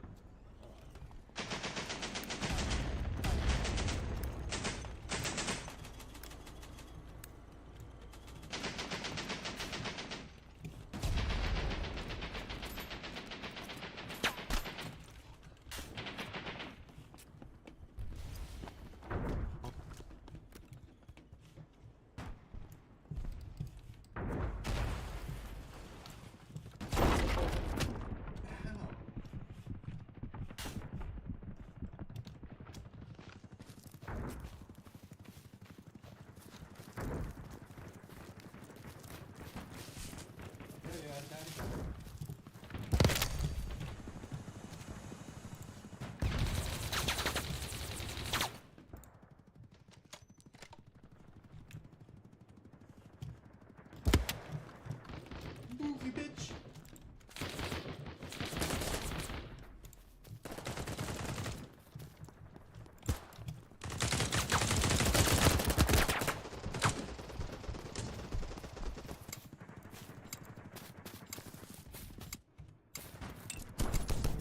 Let's try that AK. Let's try that weird AK.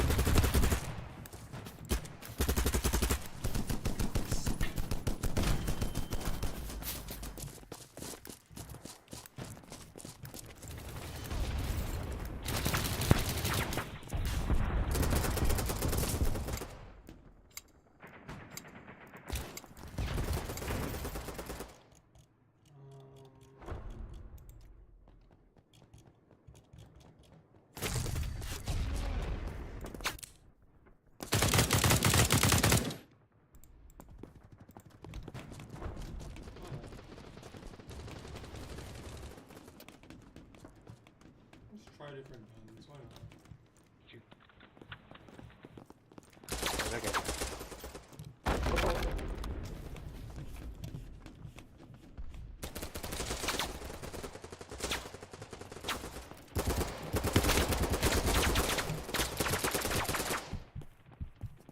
What's he here? How are my buddies not just owning him in the back? That was weird. Yeah, let's keep with the AK, I guess. Alright.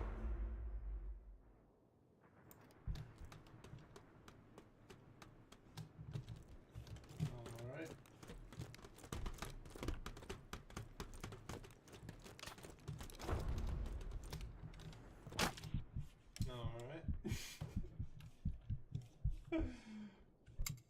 Alright.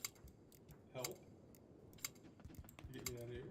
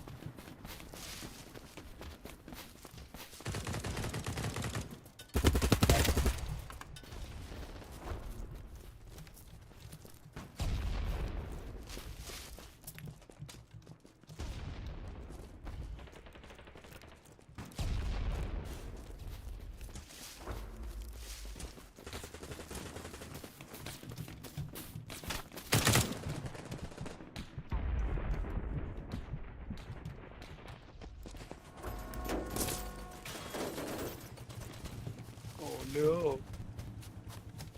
Get off that. That's mine. No. Don't take it. Don't do it. What's this? Wait, I need to load What are you doing? Get out of here.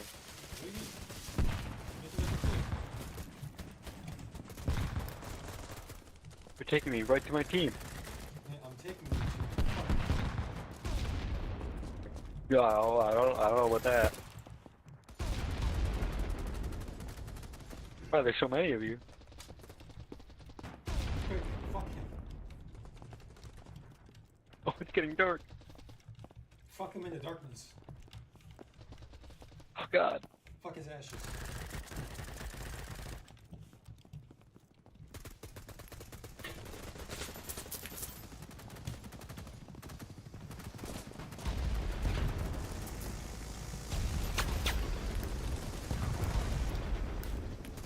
Oh, dear heavens!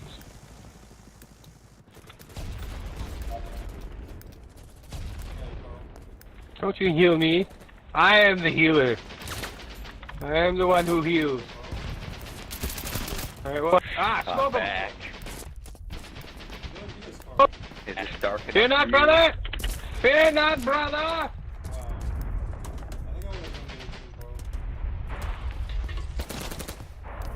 Oh, fuck! Fear it, brother! Fear!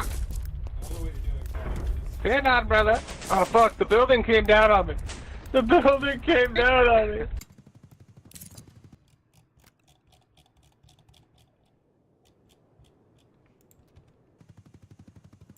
Alright, we're just gonna have to go with tried and trusted true.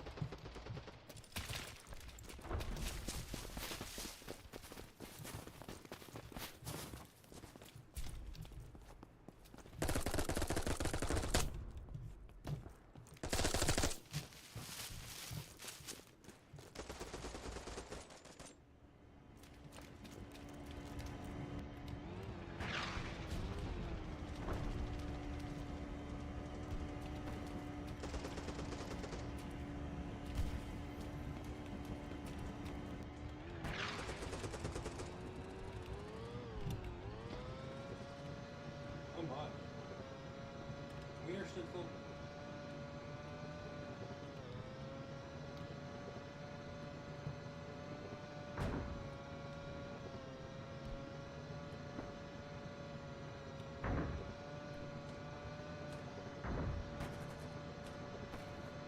Is this living?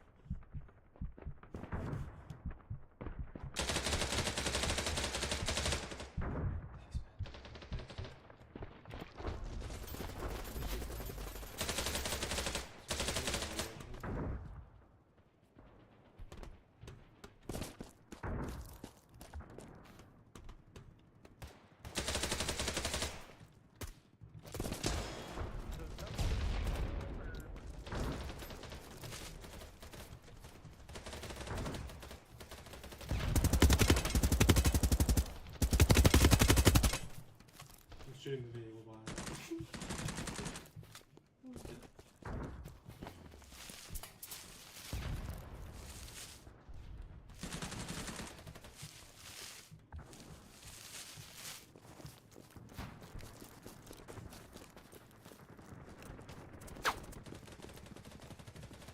You know, not everyone did it. Do you feel like it's video games like these that teach us about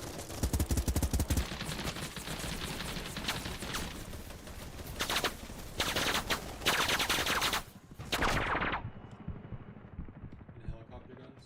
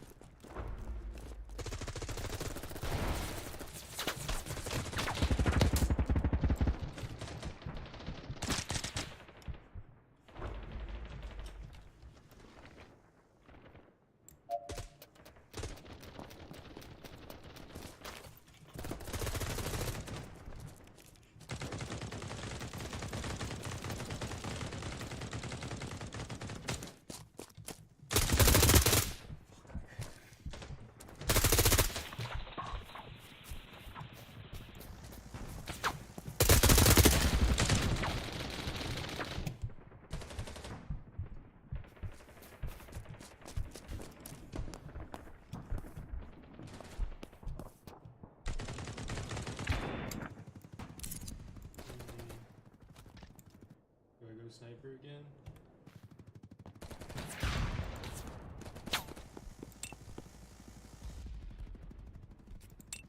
It's not in combat anymore.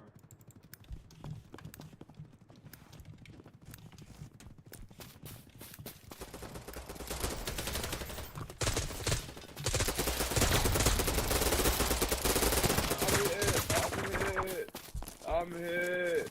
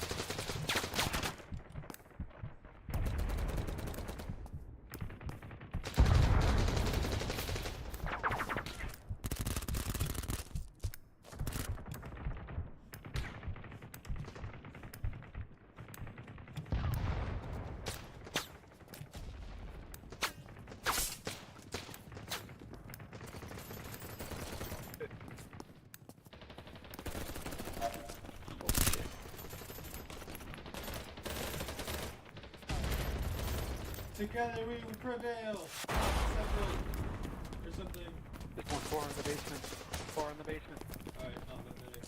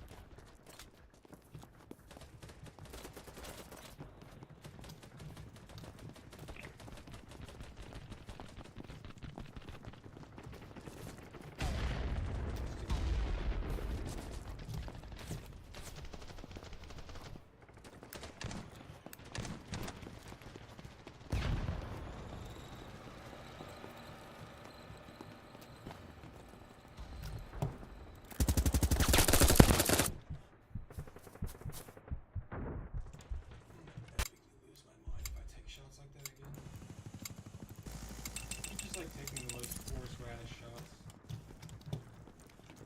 I'm never gonna hit him that way. I don't know why I keep trying.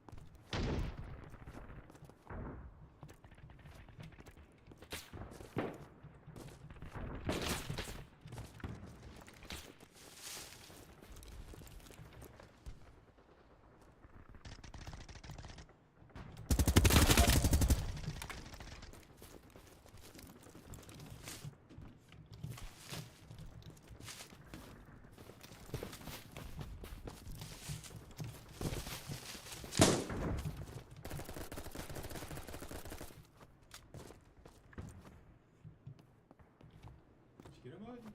Holy shit, you're so much faster than me.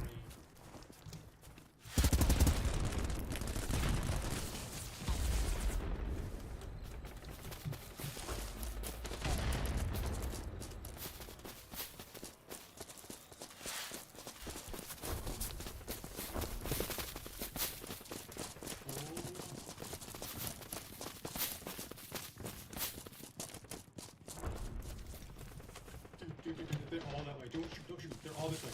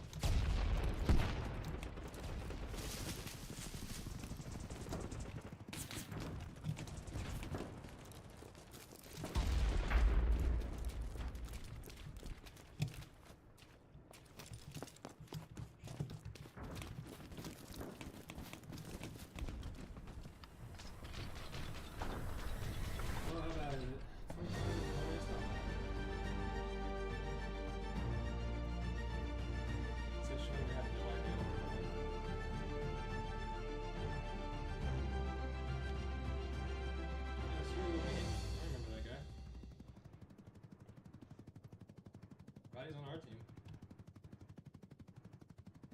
I'm glad Hugo Bambi was on our team.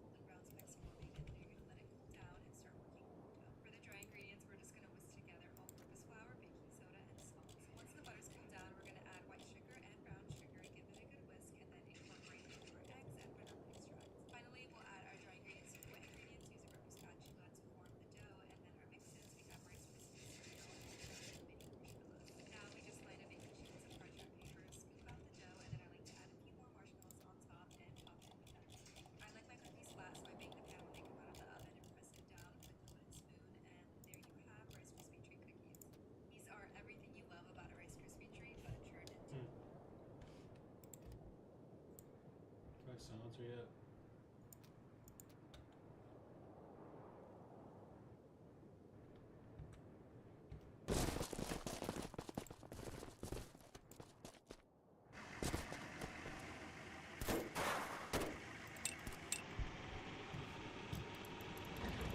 Pretty sure I'm significantly faster with the submission than Steve is. Put that on this now.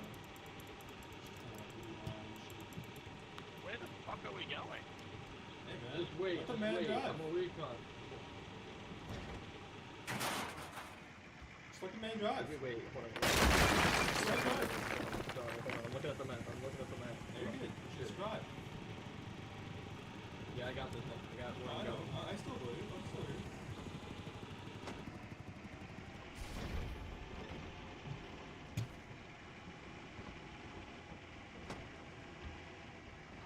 Good. Just make sure to rate me 5 stars. That's all I ask. There's some water back there. 4.5? There's hug strips back there, like the juice I'll barrels. tip you. There's the. I'll tip you all the I'm time. not thinking of some gay sniping squad, are ya? Alright, we reached the destination. Right. Fucking Only 200 meters to go, bud.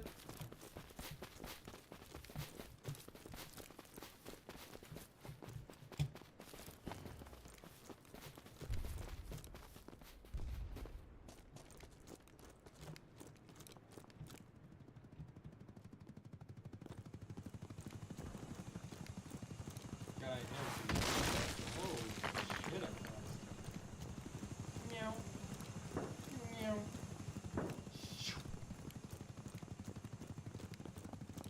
Meow. Meow.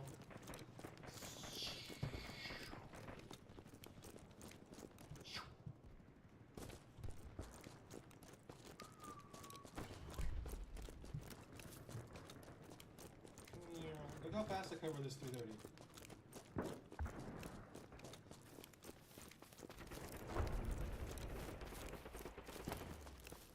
With a gun in my hands, by the way.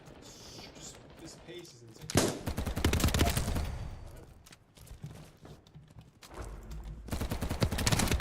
They're stupid.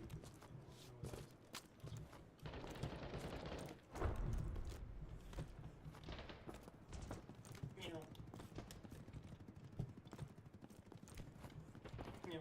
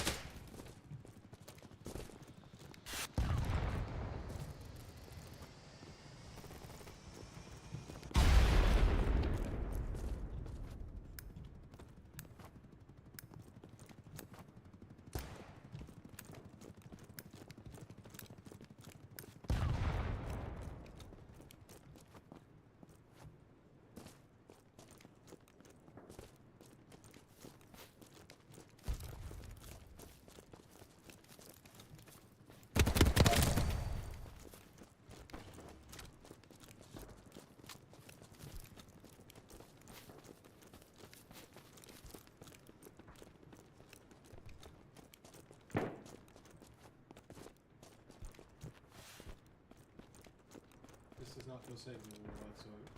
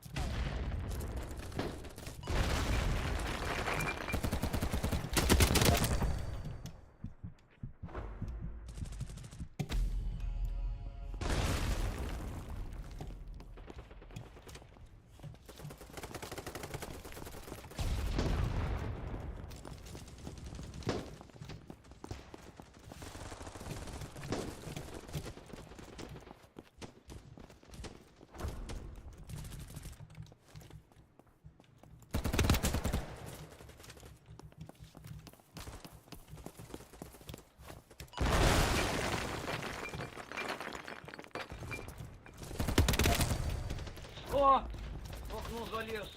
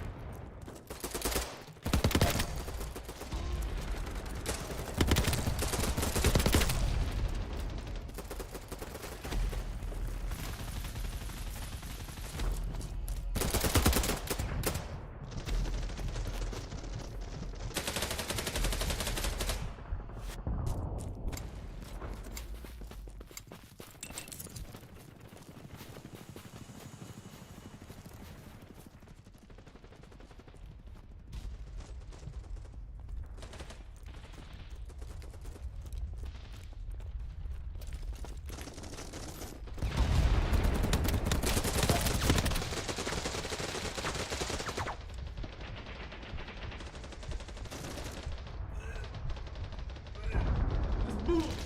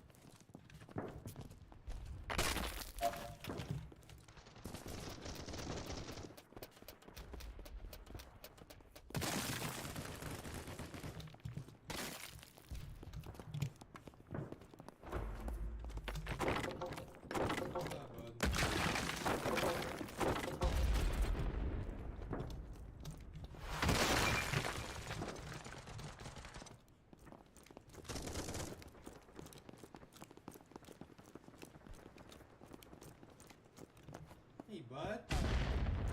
Bud.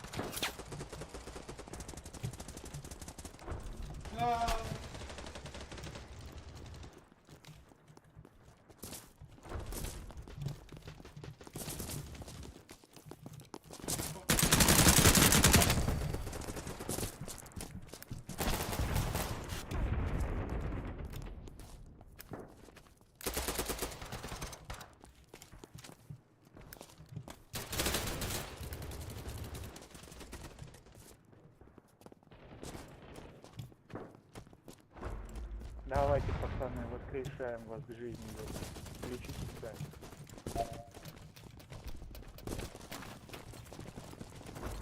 Healing party.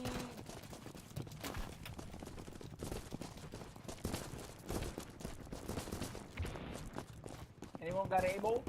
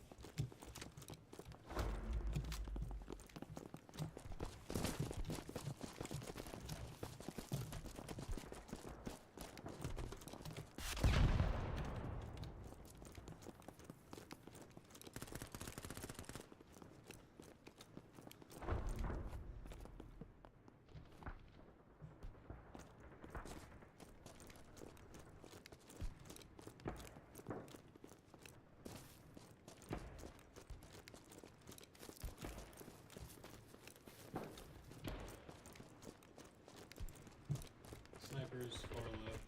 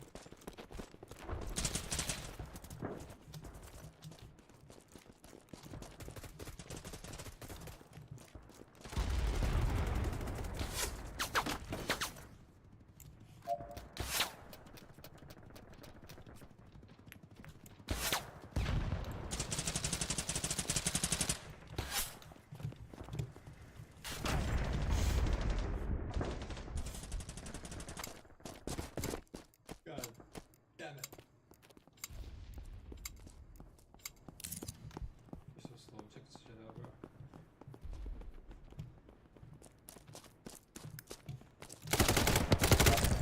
Oh, you're too slow.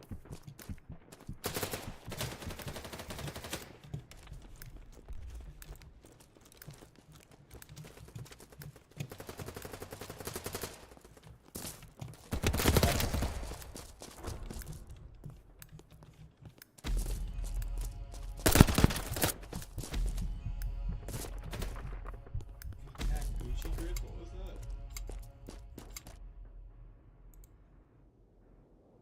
Alright, I'll take it. Tactical barrel? It's just a tack barrel? Alright, really?